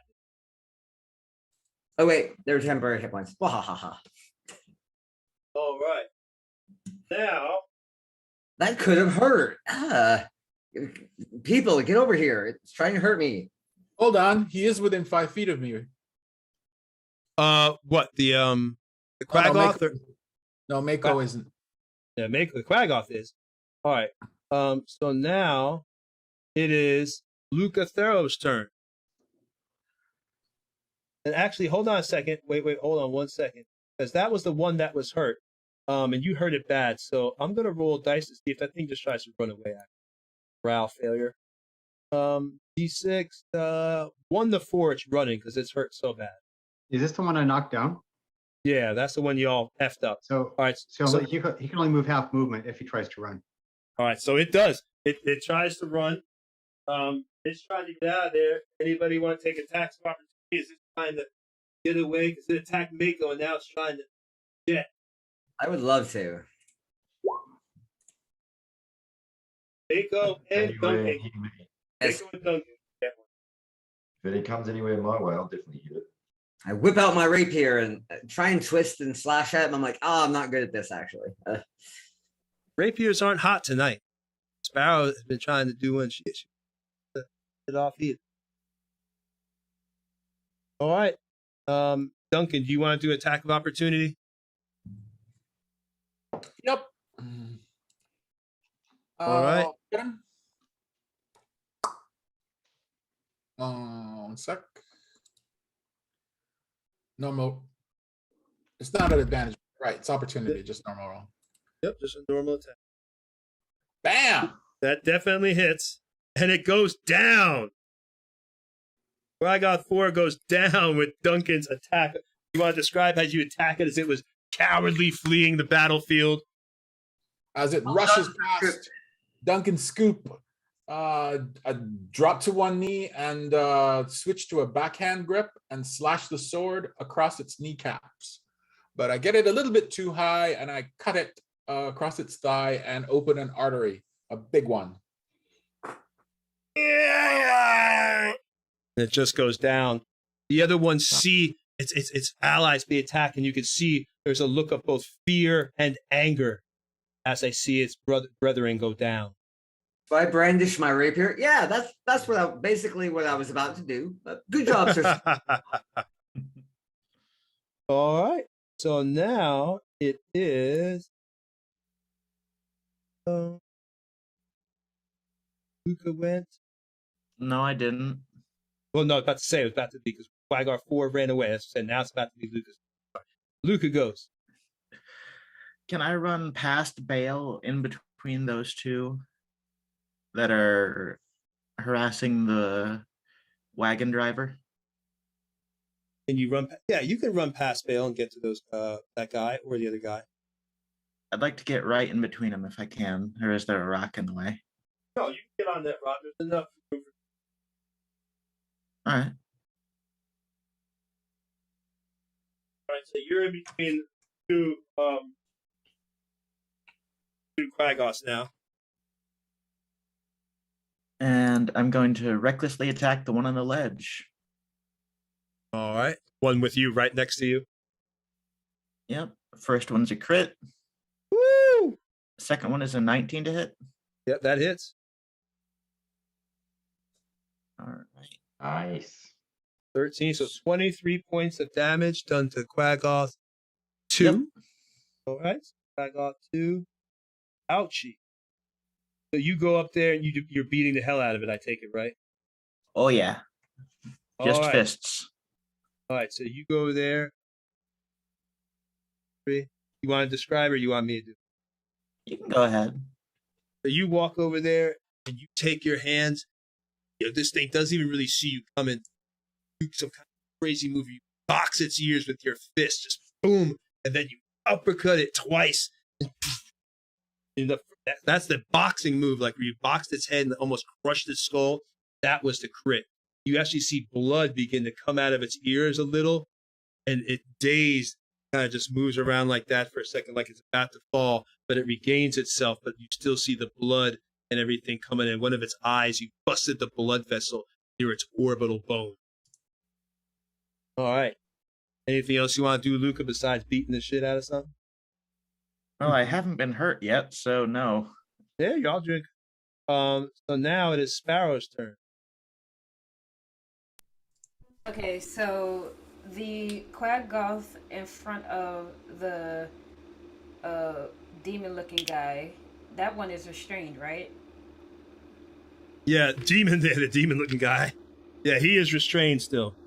So I will drop my rapiers, take out my short bow, and I'm gonna shoot at that one. All right, don't roll a 1. Don't want to hit. Don't want to hit your friend, as he's being held. Well, hopefully this advantage helps. So. Well, look. Oh, I did roll. You rolled a 1, but I got advantage though. I know. That'd been so fun. All right, so 19 does hit. So. Yeah, that's 13 points.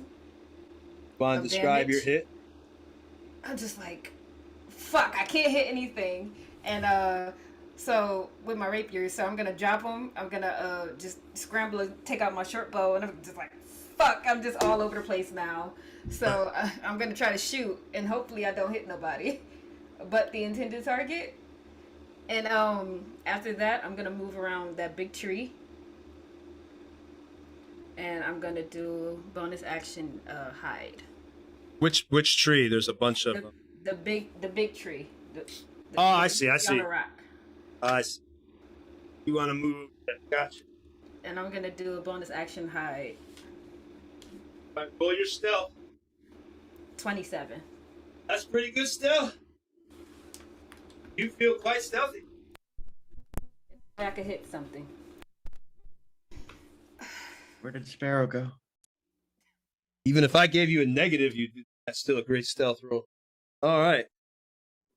So now it is Sparrow, Quaggoth 1 and 2's turn. All right, they have seen their friend go down, so they're gonna roll a d6. We'll say 1 to 3 because a bunch of stuff has gone down. Quaggoth 1 is gonna run for the hills. Is he within 10 feet of me?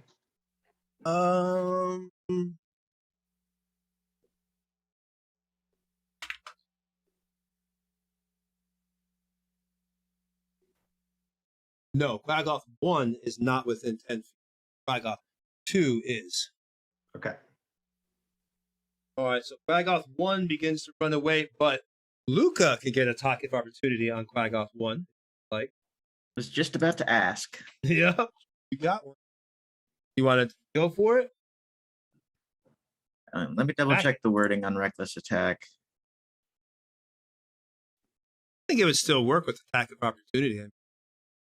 This turn. So yes, I still have it for this. Yeah, I was still.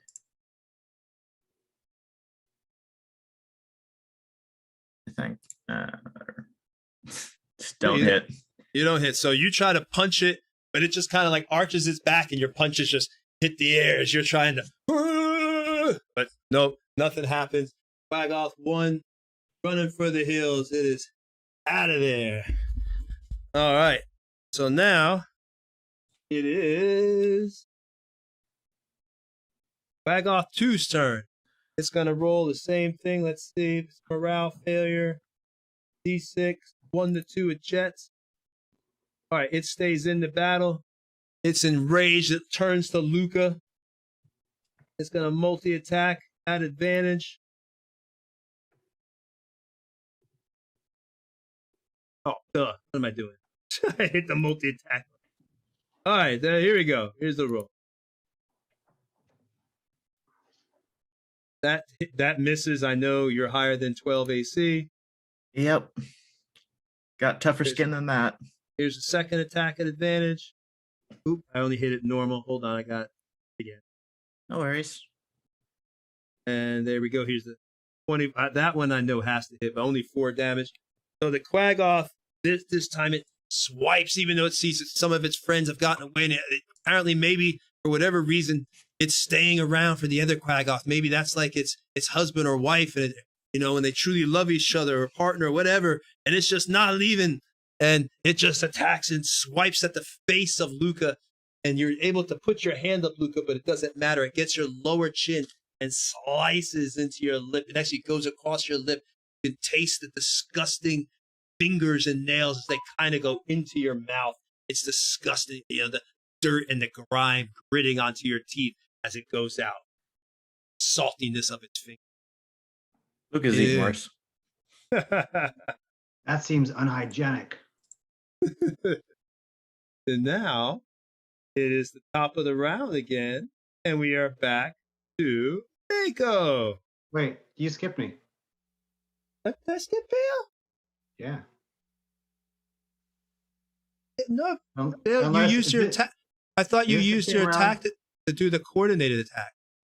Is this the same round that Scoop went Yeah, it's the same round. with the coordinated? Yeah, Yeah. it was coordinated. Oh, okay. Yeah. I went all the way downstairs to connect center and came back up, and it's still the same turn. Sorry. Yeah, so now it's Mako's turn though. But a lot of guys. There's only 2 guys left. So All right. I'm gonna go ahead and. Yeah, no, I'm not brave. I'm gonna go ahead and whip my hands up, and suddenly a giant wall of thorns completely encircles and enshrouds me. So this will be another utilization of my. Let's see. Close. Bring up character sheet. Spells. Minor illusion. Good, great. Huh. That's my turn.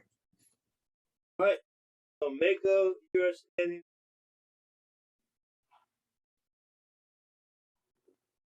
Wall of thorns. The Like Dwarven that. Forge got pieces for everything. Yes, Gotta Love- love that Dwarven Forge, baby. love it. All right, so now it is Duncan's turn.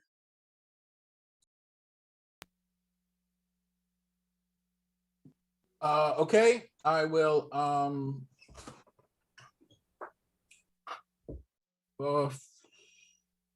I'll finish off the guy I'm on. Well, the guy you're on is gone. He ran. He's dead.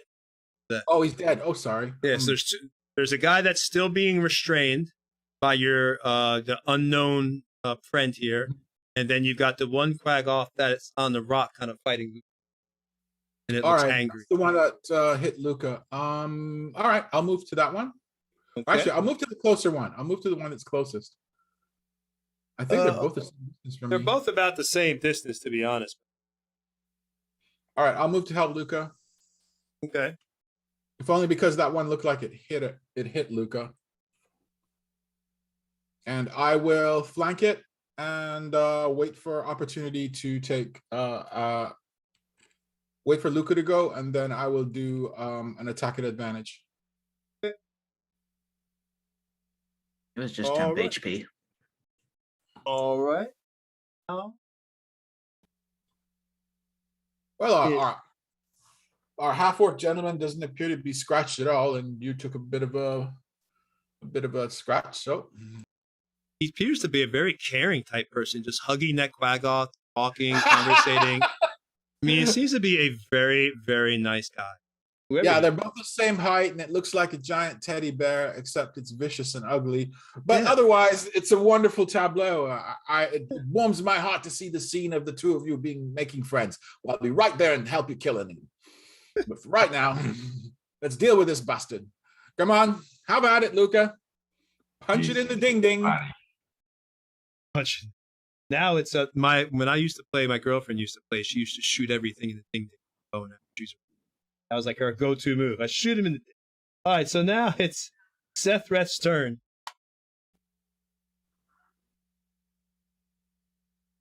Sethreth, you might be muted, buddy. I think Sethreth's patience is probably about to snap. It's probably not necessary, but he's not the most patient person. Yeah, he's just gonna rage. Let it all out. Yeah. Let it all out. Wow.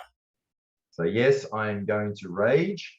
Rage. And something miraculous and strange happens. You'll be like Cutter, raged it up.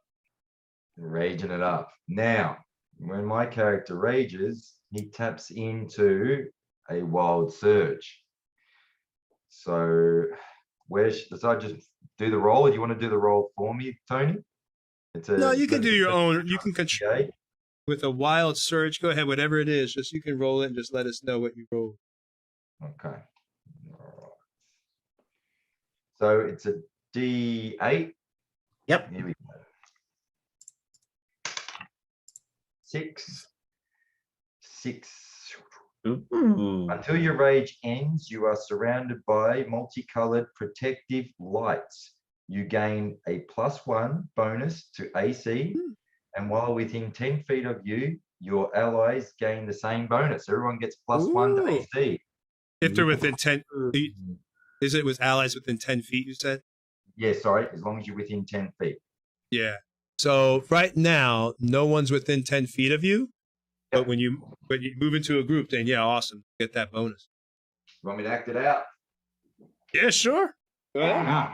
Yes, glow with light.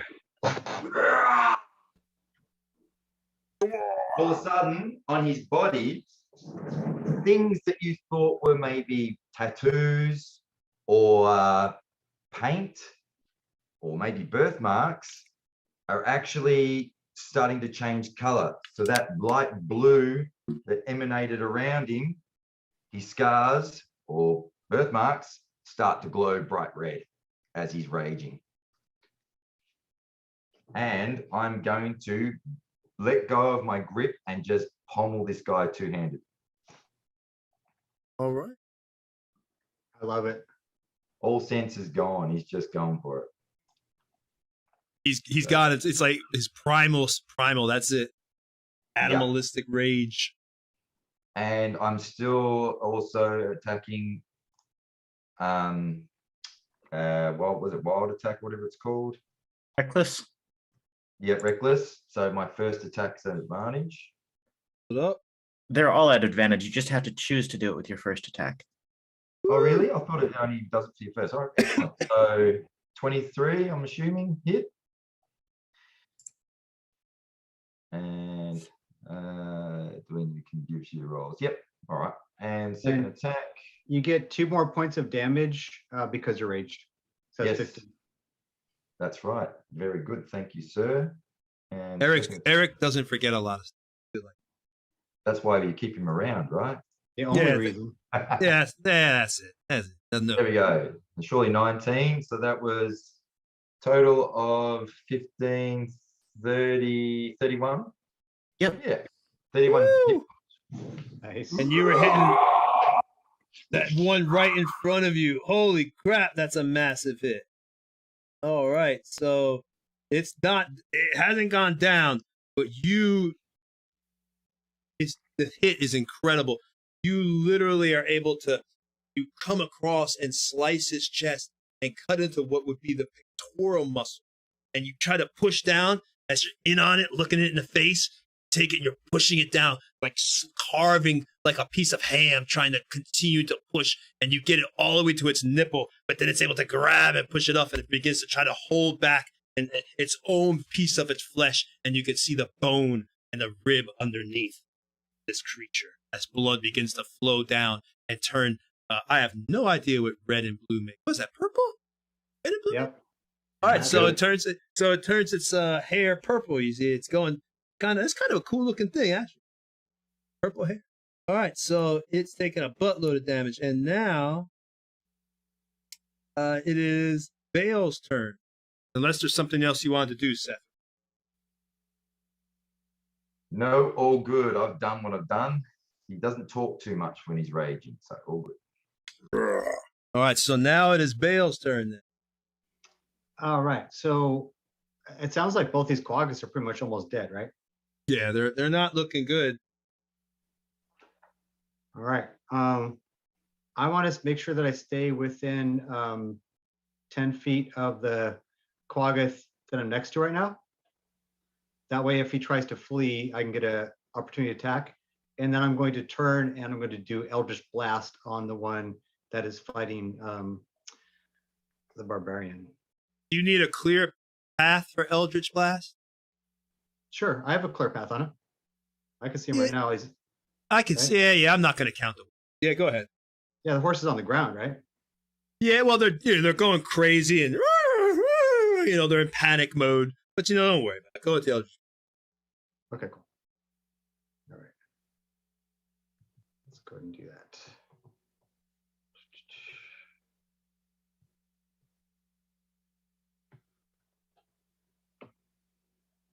Go. Eldritch Blast.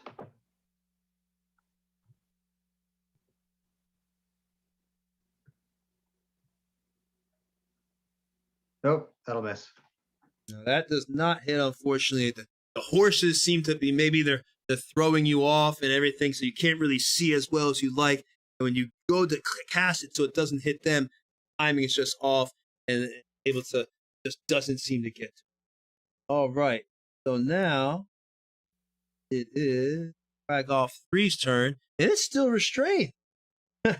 So let's do it. Let's do another. That one was restrained? No, he let go, right? Well, Quaggoff 3 was restrained because it's still being held by... oh, no, it's not. He let it go. That's right. He let it go to attack it. Yeah. That's right. Okay. So this one is actually going to try to... it's just going to disengage and make a run for it. It's disengaging from our barbarian friend. And it is running for the hills.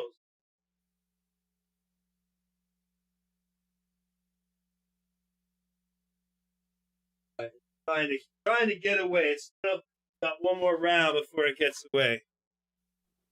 It's running. All right, so that's its turn. It is gone, just leaving. And next is...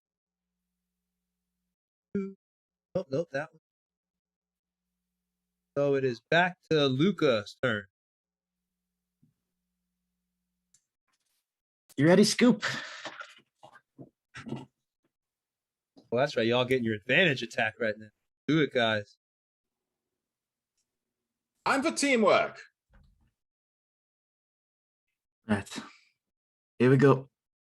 All right. I'll lead. Or not. Go ahead. Crit. Sorry. No, that's fine. You got a crit. Oh my goodness gracious.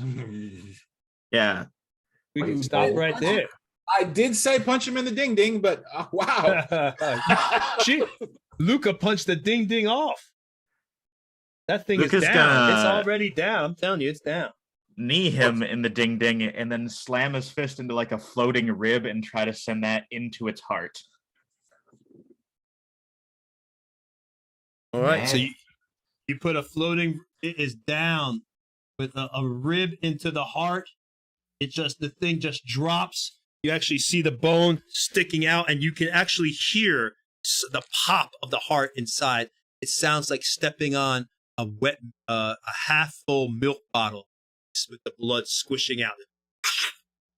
It's just gone. I shrug and look at Luca and I said, Luca, what the heck? You didn't even get your chance. I don't know about you lot, but that was awesome. They're all dead. No. There's Or one running. by the purple shroom. All right. So now at this point, guys, there's only one running. So I'm gonna let y'all. If anybody wants to try attack the one running away, or do y'all want to let it go? I'll break out a crossbow. I'm gonna run that shit down. All right. Do I not get my turn? Well, that's what I was about to say. I was like, if we're all going to try to attack it, then Sparrow goes next. Well, no, I held up my attack, remember? Oh, yeah, that's true. You get your attack. That's right, Sparrow. He did hold. So let him get his attack, and then you can. I'm pretty sure it ain't going to die, right? That was a 20 with a crossbow. Okay. I don't run so good in chainmail. I'll pop it. So, no, if you did a 20, how much damage? A 9? 9 points. No, it's still up. I mean, the arrow sinks deep into its back, but it is still up. And anything else you want to do, or Sparrow? I just shrug and put the crossbow down and get ready for a long jog. Damn it.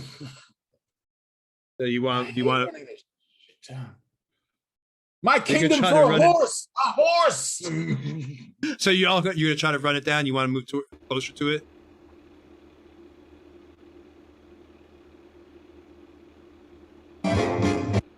That's still not my turn. I'm very happy to chase after it. Well, Because I still have my movement. that's true. So the Luca, you don't have an attack, but you have your movement. Do you want to move closer? And then Duncan, Yeah. do you want to move closer as well? Yeah, I'll run it down after. That's what I said. I'm going to start running it down after I Okay. shoot it. Yeah, Alright, I go only ahead. have 40 feet of movement. I'll go after it. Yeah, probably Sephrith also has 40 movement, so hopefully we can run this guy down. All right, so go ahead and roll up All your do, attack, boss. Sparrow. All do. Do I even have visual of this thing? So Luca can get up on it. You can. No, you are at a point because of the wall of thorns. It's hard for you to see it. So no.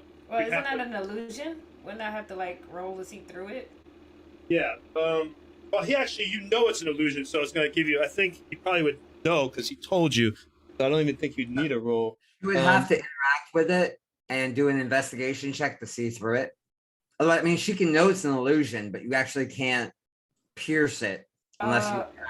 I'm gonna come around to the rock again. I want to be closer to the cart. It's only a 5-foot cube. Okay. You want to go around to the rock? Yeah. That will put you right on the rock. Guy. And can I see him now? Yep. Okay. Okay. So because I was hidden, do I have advantage? I'd say at this point, yes, because it's also running away. So yeah, you got advantage. 19. That definitely 16, 16 points Ooh. of damage. And Oh, it's- I'm sorry. Go ahead. No, I was waiting for you. I thought you had more damage.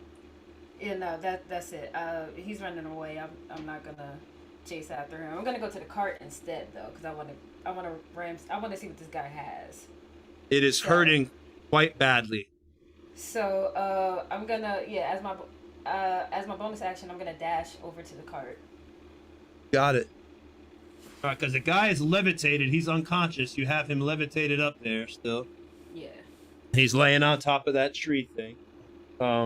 So now it is you got your move, Luca moved. Everybody's top of the round. Back to Mako. I move towards him and I'll throw another vicious mockery his way. All right. I gotta do what is Nice. It is a wisdom saving throw, DC 14. use it so much you'd think I'd remember. Yeah. Don't run. He'll only die tired. Yeah, unfortunately, I failed. So my guy is once again totally feeling. It's like, dude, isn't it enough That you're beating me down and killed all my friends. Now you got to talk smack too. Take 3 damage. All right. Oh, it's hurting bad. It's trying to run. You can see it's half stumbling over itself. Its knees are going out from under it as it falls. It hits the ground like a horror movie run where it falls and gets back up. Like trying looking back like hoping you're not chasing, but seeing that y'all are. It's guttural grunts. Okay, so now it is Duncan Scoop's turn.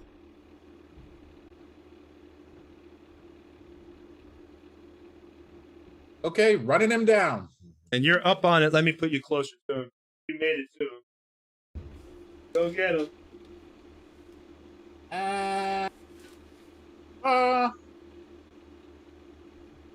Actually, yeah, I'll use my last one. I'll use my last goading attack. Just because I hate running. Just because you hate running. And just to get him to stop running and turn around and fight me, you big hairy bastard. Come on.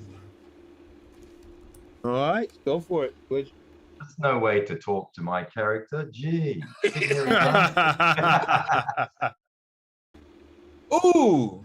All right, he's down. He's down. It's gone. You can talk. You killed it. I taunt him anyway. Nice work, I Chris. was so fat. She. All right, I won't tell him. It's pointless. He's dead. I'll save that for when something alive. Yes, we are victorious. Nice work, Chris. Nice work, everyone. All right. So now that's right. It is down. The situation is you've got let me put you've got an unconscious guy next to Sparrow. You've got these goods laying all over the place. The horses are kind of flipping out, because the cart's overturned, but they're still standing. Oh, horses! Tony, I'm sorry. Go ahead, Duncan. Oh no, I was just gonna say horses. Oh, joy! I could have used one a minute ago. Go ahead, Sparrow.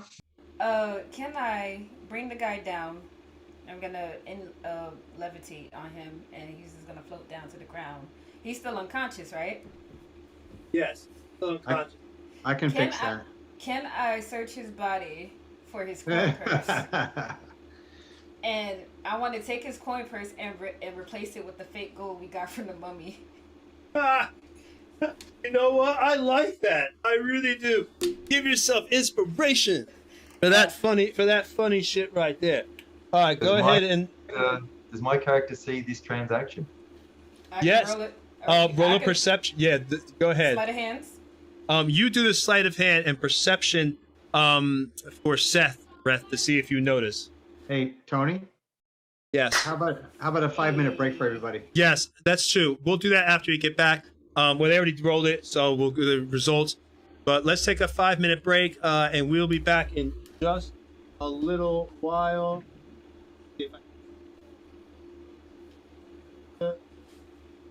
Sounds great. All right. Lots of fun, man. A 5-minute break, guys. Cool. We'll be Thank back. you, everyone. It's been a lot of fun so far. Awesome. Yeah. Back in 5 minutes. Roger that.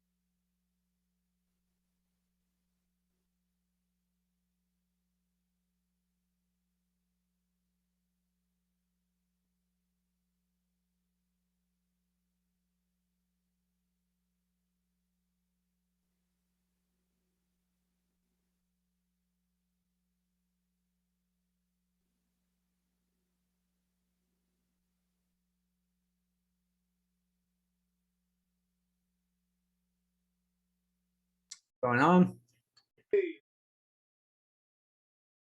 Hey, Paul. Nice illusion you threw in there, dude, to stop it from running away. Thanks. Very smart. Good play, man. Good play. I tried. That was a good battle. Right back. Yeah, you can do a lot of fun things with illusion, but it's so dependent on the DM because it's so simple. Like fireball, I do damage in this radius, reflex save for half. Done. Illusion is kind of like, well, how is he feeling today? What's our interpersonal relationship like? You know, Are the stars aligning? Yeah. But Tony, he's a really, really good guy. Like overly fair. I'm having a good time, man. Luca, Jesus. Hey. You're brutal with the fist. Yeah, I took a fighter dip for the unarmed fighting style. Yeah, because you're a barbarian, but you're more like a monk. I don't get quite as many hits as a monk, but I do hit harder. Yeah, that's impressive, man. You were cool like for a scorpion though. You should go back to being a scorpion. Do you wear like gauntlets or anything? Nope. Man, if you could find some, braces or gauntlets or something like that, knuckle busters, imagine the damage you do then. Ooh. Yeah, I'm Very actually Uh-oh. We're back. Oh, are we? Okay, good. cool. Okay. We'll keep talking shit.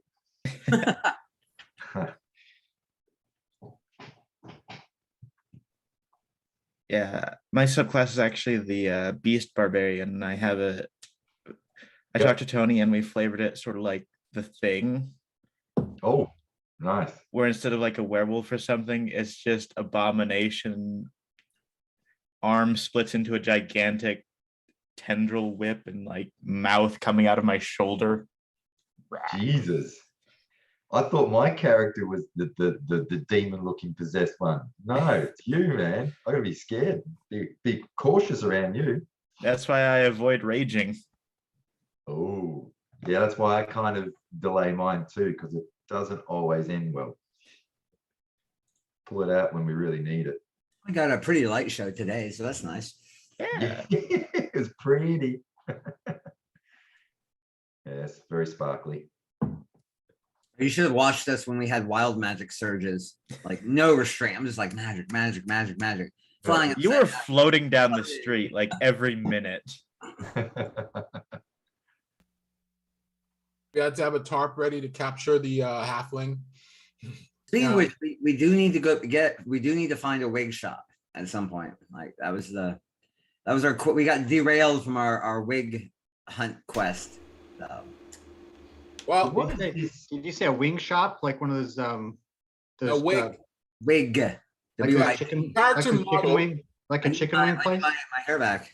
Yeah, your character model had a huge, thick head of hair, but then I remembered that you shaved your head to impress the other halfling girl, and so I didn't. It was a magic surge. It was a magic surge, and you went bald.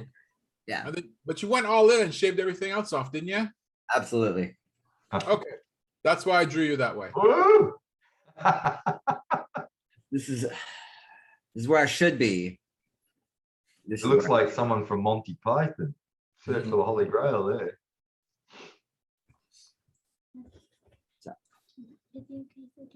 Yeah, good job, Seth, with all your role playing and acting and posing. It was pretty badass. It was. Once I get a little bit more confident and comfortable, I'll be a bit better at it. But early days. I thought you were going to say when you get more comfortable and confident, you'll take your pants off. Whoa. Wow. No. Wait. Wait. So I can't take my shirt off, but he can I take have his dibs pants on off. that. Yeah. But I have Seth, dibs on Seth, In the contract, you never said I have to have a stripping pole that arrived the other day. wait. If that's the way the stream is going to go, since Seth is in decent shape, let's get this on OnlyFans. We'll call it Nerbotchery Plus. Yeah, plus. They're battery after dark. Yeah. Nerbotchery After Dark. How about that's if good. all of us get naked just from like the stirring them up, and we do Yeah, like a charity yeah. thing? There you go. Yeah. And then we can tell when you're raging. Naked for charity? Wait, did you just say let's do it for charity? Charity. Strong as bull. Get naked for the children. Oh, that didn't sound good. No. Oh Uh, man, After dark. Oh, geez. That's good. that's funny. All right, is everybody back? Yes, sir. All right, so let's get to rolling here. Get this. What's our estimated finish time for today? 9, about an hour from now, 10, half hour from now, about 10 o'clock. We play for 3 hours. RP. Yeah, right now it's just going to be some fun stuff. So at this point, the battle is over. Everybody's back, right? Yeah, you have us on a map though. Yeah, I know. I'm about to switch that back right now. Okay. And there you go. But yeah, everybody is back, so the battle is over. It is about you had started traveling. It was the morning time last time, so you had traveled for about 2 hours. It's about 11 o'clock in the morning now. This guy was traveling, and he is unconscious in front of you. Sparrow, you did your sleight of hand. Jack, you just missed perceiving it. So Wow. yeah, you got a 20. She has a 21. Hey, she's a shifty rogue, man. You So gotta how much watch money her. Did I get? It's hold on. You got 86 copper pieces. Cool. Yeah, and then I put. Well, we'll say 86 silver pieces because the man couldn't buy shit with copper. I put the fake coins from the mummy fight into his pouch. And Oh, then that's I'm right. like, yeah, I took that. I was gonna use it in town, but opportunity called. So. Bloody rogues, you can never trust them. And then while everybody is doting over him, I'm gonna go check the card. All right. While they're doing that, I pull out the horn off of my belt and I blow away. And then you'll hear a noise coming from the forest that I came from, and out comes a draft horse with heavily laden with packs of gear, and trotting next to it is a bull mastiff. And there is a mastiff right next to you. That's actually a mastiff mini. So, Yeah. hey, Bale. You see? Do you I actually wanna got the talk to him? mastiff mini. Should I talk to him? Yep, sweet. What was the question? Thank you. Sorry, yeah. Hey, Bale. Do you want to talk to him or Oh, should I? wow, that's great, Tony. I'm interested in chatting with him, but we have this guy that you almost illusionary killed. He'll be all right. Don't worry about him. Do you want to talk to the big bloody axe guy? I think you should. You should talk to him. That's a good idea. You just hear Sparrow from by the cart. Are you scared, Mako? No, no. Oh. It's okay. He does look scary. I'm not gonna lie. And then, Neil. Meanwhile, Luca's already walking over to him.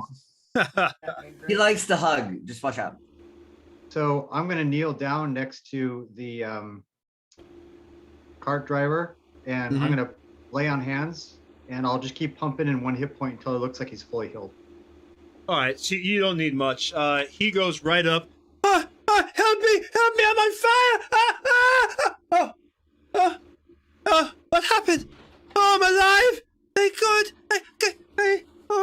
Okay. Oh, thank you. Did you save me? Oh, my cart lost control. I was on my way to Arabelle.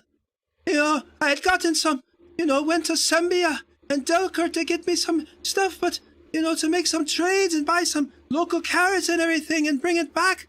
But on the way, I don't know, for whatever reason, I guess my horses got spooked. They heard the sound of your battle and they started running. I couldn't stop them, and before I knew it, I was overturned. But thank God, thank Tyr himself. Thank you, Tyr. Thank you, Help. Thank you, Lathander. Thank whatever powers that be that you were here to save me. Oh, can you help me get my cart turned back up so I can get on my way? So You can thank a martyr. You can thank a martyr for the healing. Thank you, What town was Mater. What town was that you were headed to? I was hanging to Arabelle. You know, it's where it's where I can make most of me trades, you know, around this area. I'd be traveling around, you know, with me vegetables and everything else. You bloody idiot. You What have are you doing your traveling cabbages. this forest on your own without an escort? Should know Well, better. Well, I usually stick to the roads, but when I guess they heard you fighting and I just, my horses ran off-road. You know, I was considering maybe going to Immersea, which is actually to the south, rather than going west, but, you know, Immersea is never a good place to be. Always the royals there arguing. I get tired of being down there. Plus, it takes you longer. That's about 5 days. Arabelle's only 3.5. Easier for me to get there, and I can make just as much money as fair trading in Arabelle. But you got to be careful. There was a big storm I heard not too long ago, and now magic's going all crazy around that area. And some young girl had fallen asleep. Word is she woke up, and some adventurers went with her to Castle Crag. But then something happened, and they never came back. For God's sakes, who knows what's going on? I don't know. It's a trouble. Do you mind if like I said, can you help me with my cart and lift it up and put it back right? I'm too old to get it myself. And the man, he is a kind of old. You can tell he's like Eric's age. So, you know, he's really freaking old. Oh, what? Wow. Do you happen to have any cabbages? You bastard! So, like, Wagon. while they're talking, I hear him talking, and I'm just like at the back of his carriage, and I'm just like going through the stuff to see what he has. I rolled Give me a an 7. investigate. Oh, you I rolled a 7? Yeah, I rolled You, a 7. you don't see much of nothing. You see like some turnips. There's because everything is scattered everywhere. There's like again some turnips, some onions, some cabbage. It looks like some dried beef.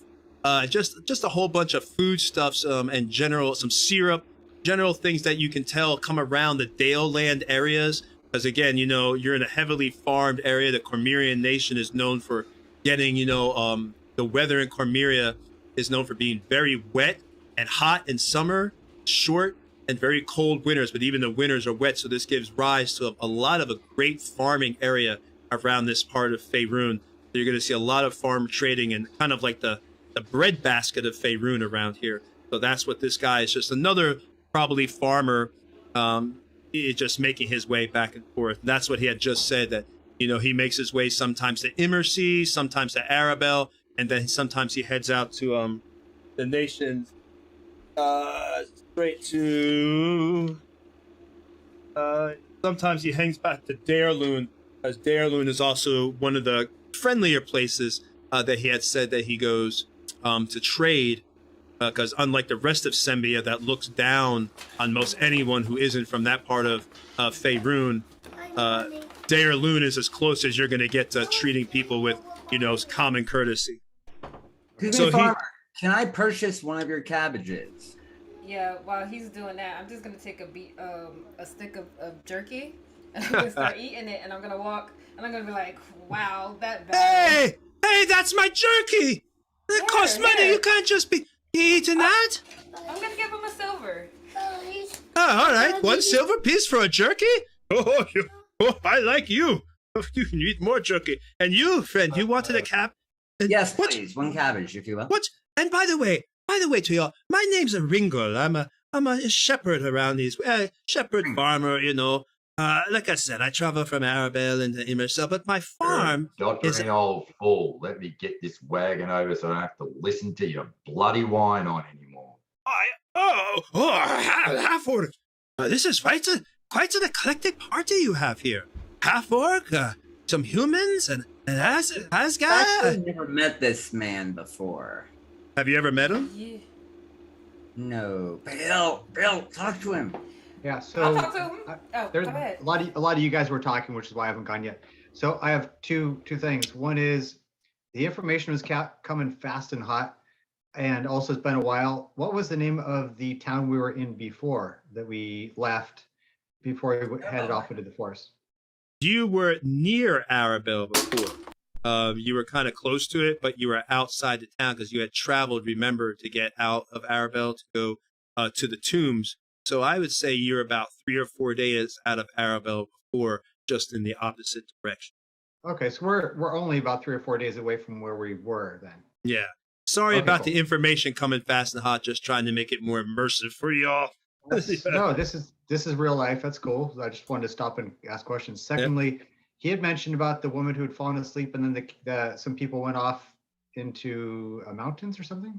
Yeah. Well, what happened is while you're going around the world of Faerun, the world doesn't stop. So some other adventurers, when she woke up, that's all he knows is that apparently some other adventurers, she woke up and they went and they didn't come back, but she did.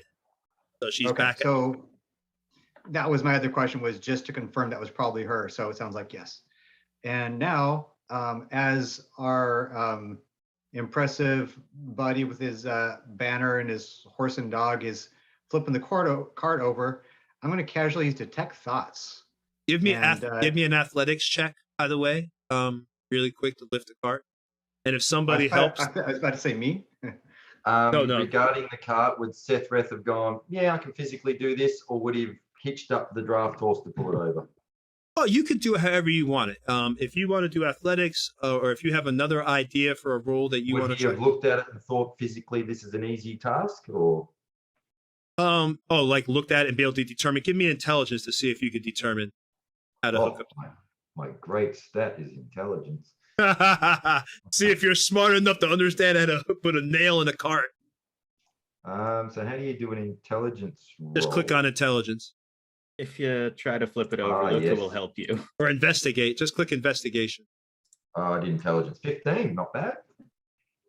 All right, yeah. So you're able to determine. And yeah, you can go ahead and get the card up that way. Okay, I'll do it that way. So athletics. Bam. Oh, Jesus Christ. All I right. must have slipped my grip. Well, I was going to give you, go ahead and you can roll advantage since you did the intelligence first. I thought your intelligence is that was that you're preferring to try to find like another alternative to using your muscles. I did say I wanted to assist him. Still crap. Yeah, okay, and plus Luca was assisting you, so you get a big advantage there. All right, so you're able to flip the cart back up, and now it is back up. And thank you, you big strong half orc. I always know you. You must be a barbarian from the north. You come, you're far down here. You usually don't see your kind this far down in the Dale lands. You must have a heart of an explorer or something to be this way. Well, you could say I'm seeking the truth, I guess. But like I said, let's get you packed up and on your way, old man. You got it. And somebody then I else. look at Luca's character.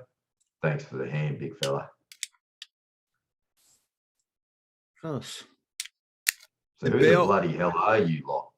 You got names, or you just like? Can I get an answer about my detect thoughts first? Sorry, I didn't want to cut you off, but my answer probably would have come before your bit there. So tech Tony, thoughts. Yes. As he was moving the cart, I basically want to see kind of his intentions and anything else that might be in his kind of outer layer of thoughts. No, he's just you don't get anything other than this is a guy that's thinking about is a basic simple man. He thinks about farming. He doesn't have anything other than just wanting to get back on the road. He's still a little bit shaken. You can tell there's a little bit of fear, but that's natural from what just occurred. But that's generally what seems like nothing really extreme, just normal thoughts of getting back on the road, weather, stuff like that. No, I'm talking about Sethreth. Oh. But thanks okay. though. I got a bonus detect thoughts just now. All right. So you want I guess with him that would have to be, is that automatic or he try to counter that roll? I would think that'd be a counter. No, he can only counter it if I try and go do deep thoughts by Jack Handy. Sorry. So what do you want to know then? Right. Yeah, you asked the question and I can probably answer it, or? Yep. So basically I'd like to know what is his basic intentions right now and what is his kind of core motivation at the moment. I think that's about all I could probably draw right now because we aren't really talking about anything.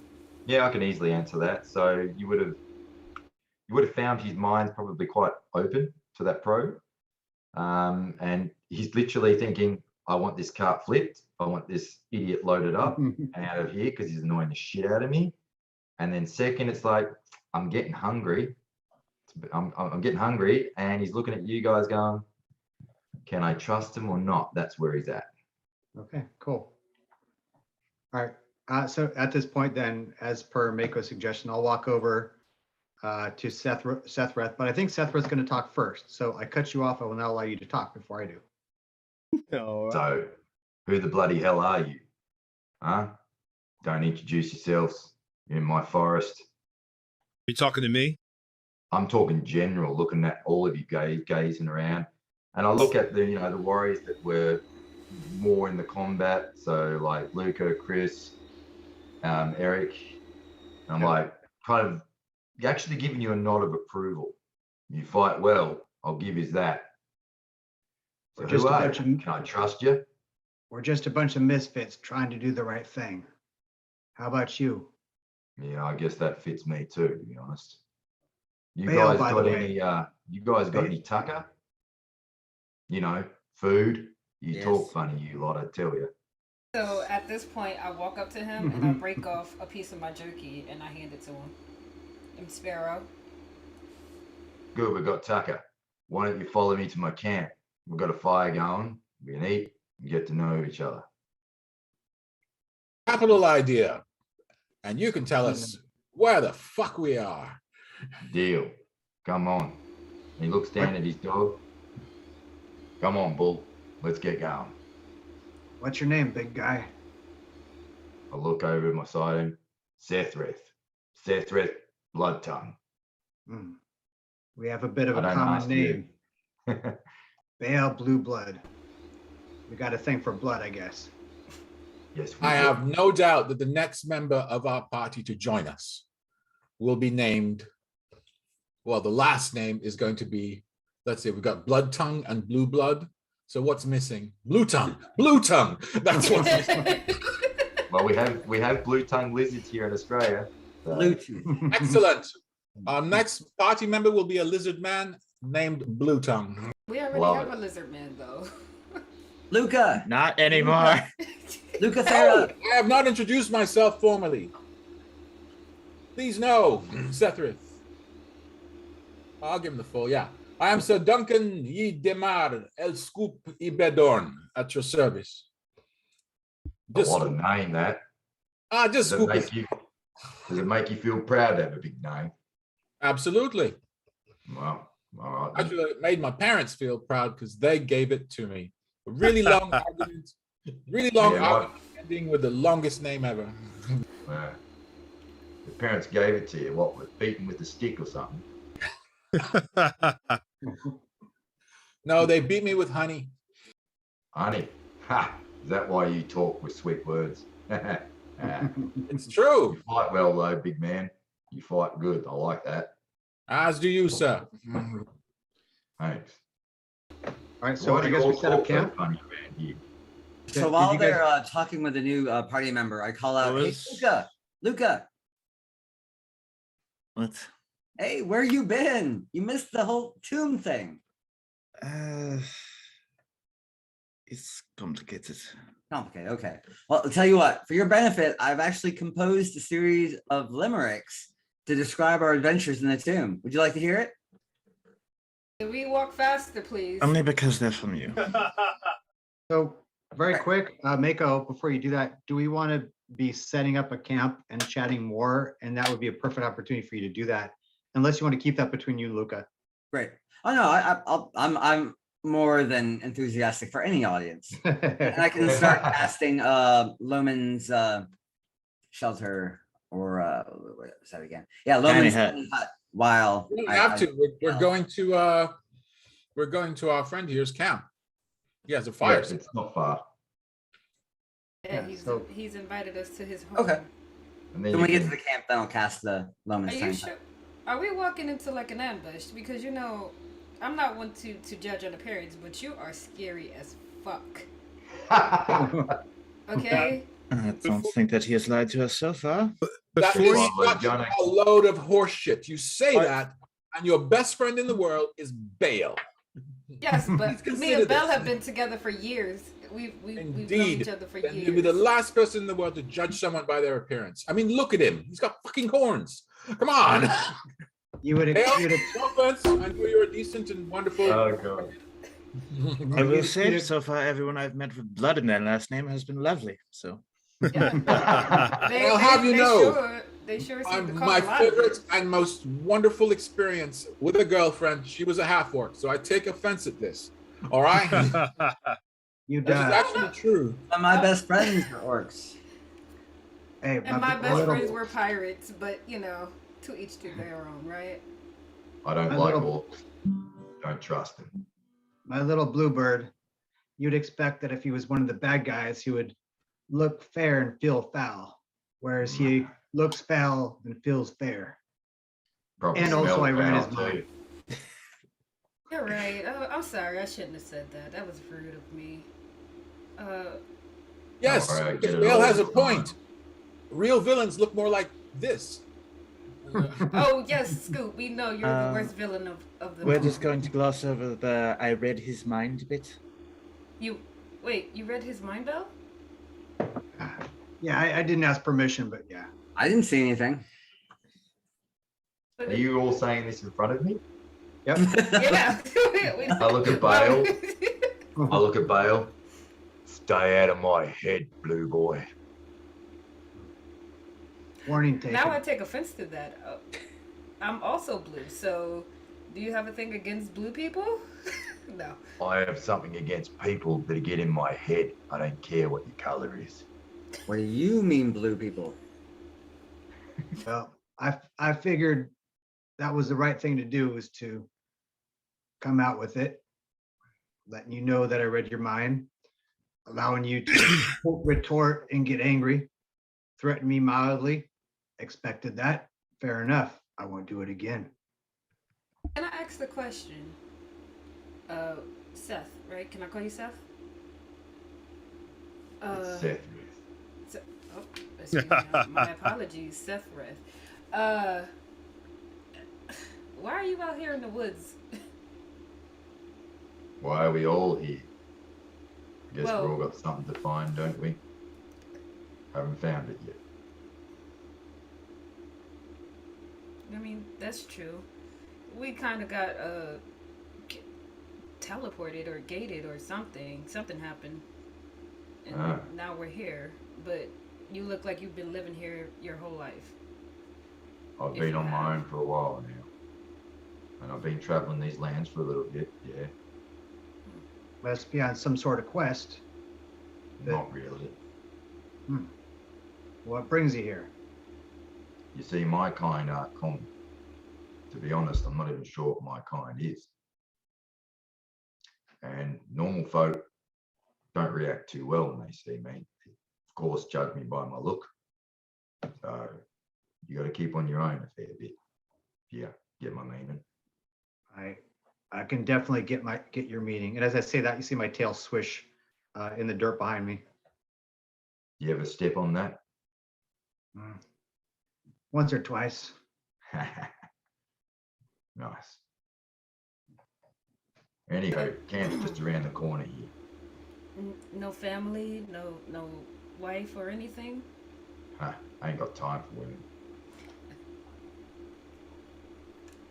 Well, you know, You would judge by his appearance to try and compare him to anyone else that's had a lot of time with half orcs, that he looks pretty young for his age. You pretty young.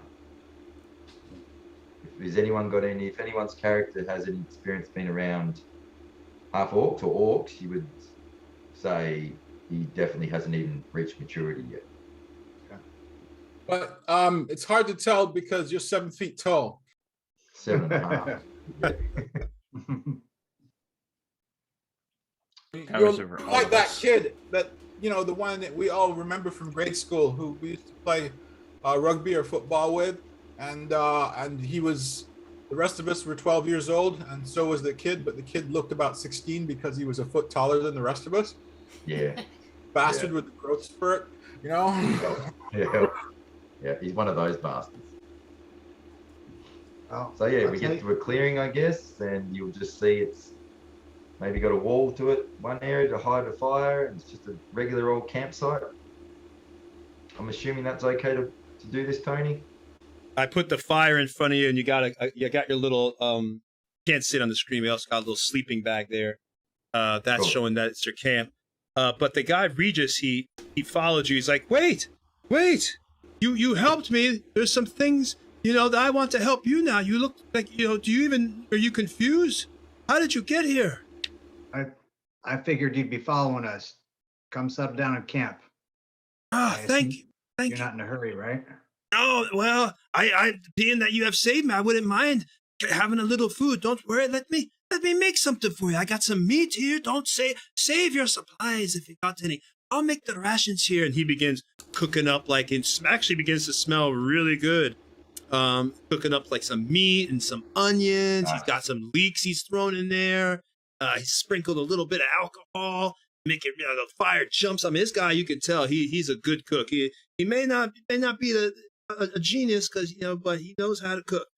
And he begins talking. Stay after all. You can stay if you keep cooking like that. Thank you, Mr. Half-Orc. Thank you.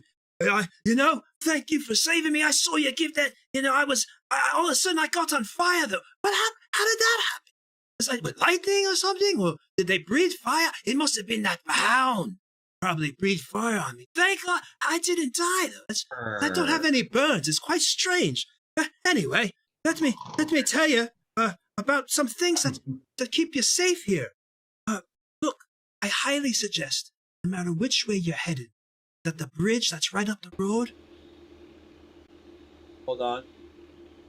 There's a bridge right up the road. If you go, make sure if you're gonna cross it, you only cross during the day.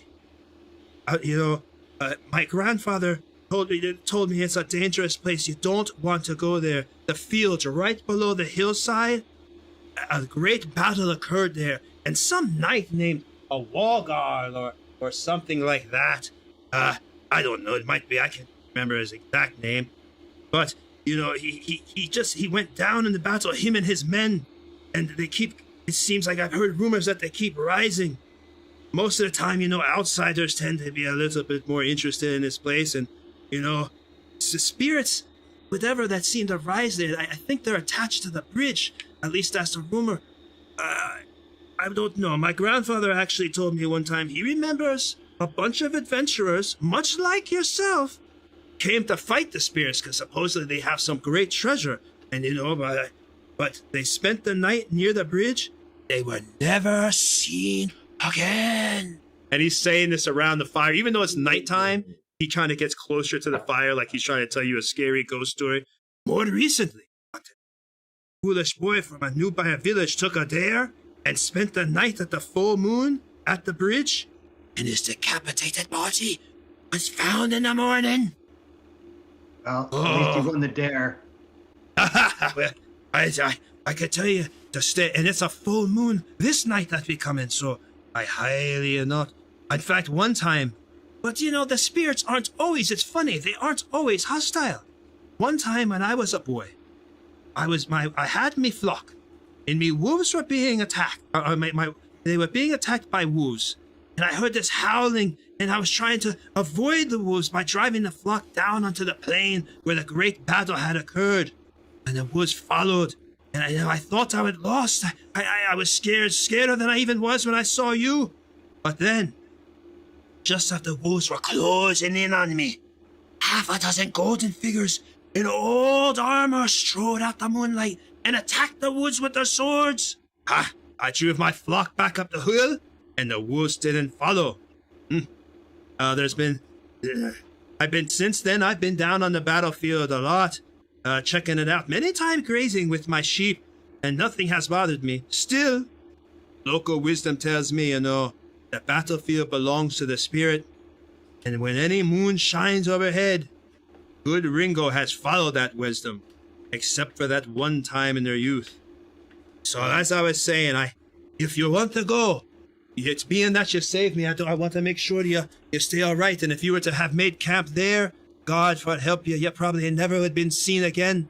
I highly suggest you avoid that bridge at all costs. I know you might be thinking that you could pursue that treasure that those other adventurers were going after, but I'm telling you, it ain't worth your lives. I've seen these things. They all dressed in plate armor, carrying glowing swords. Powerful indeed. So, flat- so you're saying, I heard you say something, blah, blah, blah, blah, treasure. Blah, blah, blah, blah, blah, blah. Well, I suppose if that's all you heard from the tale, the treasure, And but And it- I'm It's- actually all for avoiding this place. I got no interest to go in there. what? Get the. Do you get not, the- are you not seeking tales to tell, Sir Bod? Undead though. I mean, not my favorite thing to contend with. No, I I've like never, things to have minds that can be influenced one way or the other. well, we just fought a bunch of mummies. It's not like we don't have any experience with the subject. Shit, we just fought a mummy lord. Yeah. I mean, come on. What could be worse than that? Oh, Regis. speaking of which, hey Luca, you want to hear our grand tale of defeating the Mummy Lord? I've been waiting. I mean spoilers, but okay. All right. I mean, you're here. All right. Is everyone ready? I'll start pouring out some ale to everybody as we prepare for our limerick here. and Ringle is serving the food, and he's waiting eagerly to hear a bard. Oh, I love bards. Go, please. I'm stitching up my shoulder as you're doing it. So, Silhouette vanished from sight, deciding she'd rather not fight. She then took to reading while teammates were bleeding. At least she steals jewelry, all right. Now, Duncan, he also was there, confusingly swinging at air. Though Sir Scoop was the guy with some sand in his eye, why wait when you've sword swings to spare? Sparrow, I think now understands that she shouldn't be manacling hands. Think she has to admit mummies will not submit to shackles when they can be sands. Well, we were all in a tight spot, and healing was needed a lot. Think a bard would be versed how the undead are cursed, so don't waste spells on mummy rot. Bale Blue Blood near won us the day, in a sort of inspiring way. With real poise and true grace, every blow to his face, and I burnt the Lord Mummy away. And so the vile Mummy Lord fell, but not by a weapon or spell. And then we mere mortals flipped through some weird portals. All in all, I'd say things went real well. Thank you, thank you, thank you. Yay! Oh, that was wonderful. Hey, do you know the tale of the flight of dragons? Oh, I love bards. I have to tell me wife that I saw them when I get back. That does remind me. We left a huge chamber full of treasure.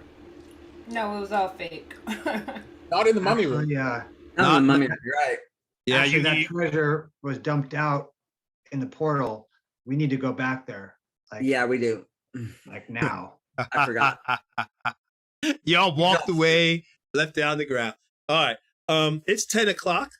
So we had a nice song to end our stream. So where we're leaving at now is you're gonna go back and get the treasure. Ringle, y'all are eating and being entertained, and he's told you about the bridge and all the history of it and everything else. So we will come back and you can decide what y'all want to do over the course of the next 2 weeks. Are y'all gonna pursue this adventure, what's going on at the bridge, and see what these things are, or what is there? Or are you gonna continue to Arabelle? Are you gonna head to Immersea? Or maybe you'll just head east and go to the nation of Sembia. That's if you like merchants counting, gold coins in their eyes. That's basically what's in there. Or you There's could go one thing north. I'd like to do, though. Oh yes. I've been carrying around my dead uncle corpse for Oh, a yeah. long time.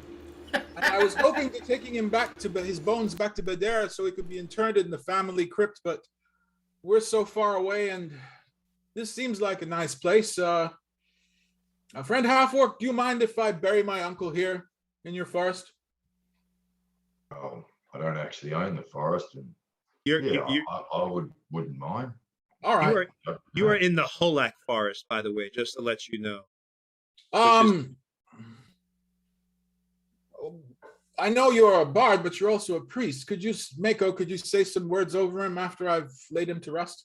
Absolutely. I do believe Joaquin would smile on his eternal rest. So before bedding down, I do bury my uncle. And I take the book that I did snatch from the altar, which was one of his, if I recall, and I put it in his hands and then cover him with rocks and dirt. I kneel down out of respect and lower my. All I right. nod. Thanks. So everybody that participates in the funeral, give yourself a kneeling down. Duncan starting it up. Anybody who participates gets it. Woohoo! All right. All right. So you've got your uncle has now been buried, but his legacy is still alive. You've also got that stone. That's something else. There's a lot that y'all could do. You could head to Immersea. You could head to Arabelle. You could head east. You could go north, back to Dagger Falls, see what's going on up there. Who's carrying the stone? What? Who's carrying The stone? Miku, before she left, we're gonna say Miku had given the stone. Y'all can decide who's carrying it. That's up to y'all. I would suggest probably Duncan you carry it because it is your kind of connected.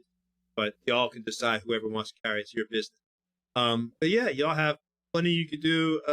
You've also got the stone, investigating what's going on with that. Finding information about that. So y'all have 2 weeks to decide, what you're gonna do. You're gonna explore, head north, head south, head east, head west, head Arabelle, head down to, like I said, Immersea, head down to Duluck, which is again in Sembia. Or maybe you want to explore the forest and see what's going on in the woods. I don't know. Or you're gonna go to the bridge and see what's going on over there. We will find out in 2 weeks with this cool sandbox where y'all decide to go and what happens. But other than that, right now y'all are cooking, eating, and Mako is singing songs. It's a very good way for the stream to end and your characters to enjoy their. And we will see you all later. Bye-bye. Bye-bye. Great session, everyone. Had a great time. Bye-bye. Thank you for tuning in. Oh, and we also have our Patreon channel where you can get free writing lessons, or we'll teach a new module. I'm also going to be talking about immersive DMing and world building, all that stuff. So if you're interested in learning about that, please check out our Patreon page where you can support us. And all that money, of course, goes to just give you a better show that we try to produce. So again, thank you so much for your support. Y'all have a great day. If anybody wants to say anything. Yeah, actually, Bye. I would like our buddy Jack to tell the stream a little bit about his business, and because it's related to that sweet ass battle axe he has. Oh, go for it, Jack. So yeah, my best buddy and myself have started about almost a year ago now a laser cutting and engraving business. Like we do make D&D related products, and as we go on, maybe once in a while I'll flash one out and show you. We do dice towers and all sorts of things. And this is a new product that I've just developed specifically for this character. And it will be making flat packs of these that we can send out that people can assemble themselves in the near future. So amazing. Yeah, the business is called Project H2. Check us out on Facebook and on Instagram. Project H2, you said, right? Project H2. Awesome. We'll have to add that into the stream as a Nightbot command. So whenever you talk about your business, you can just hit it, and then people can link straight to your business and check out all the cool stuff that you.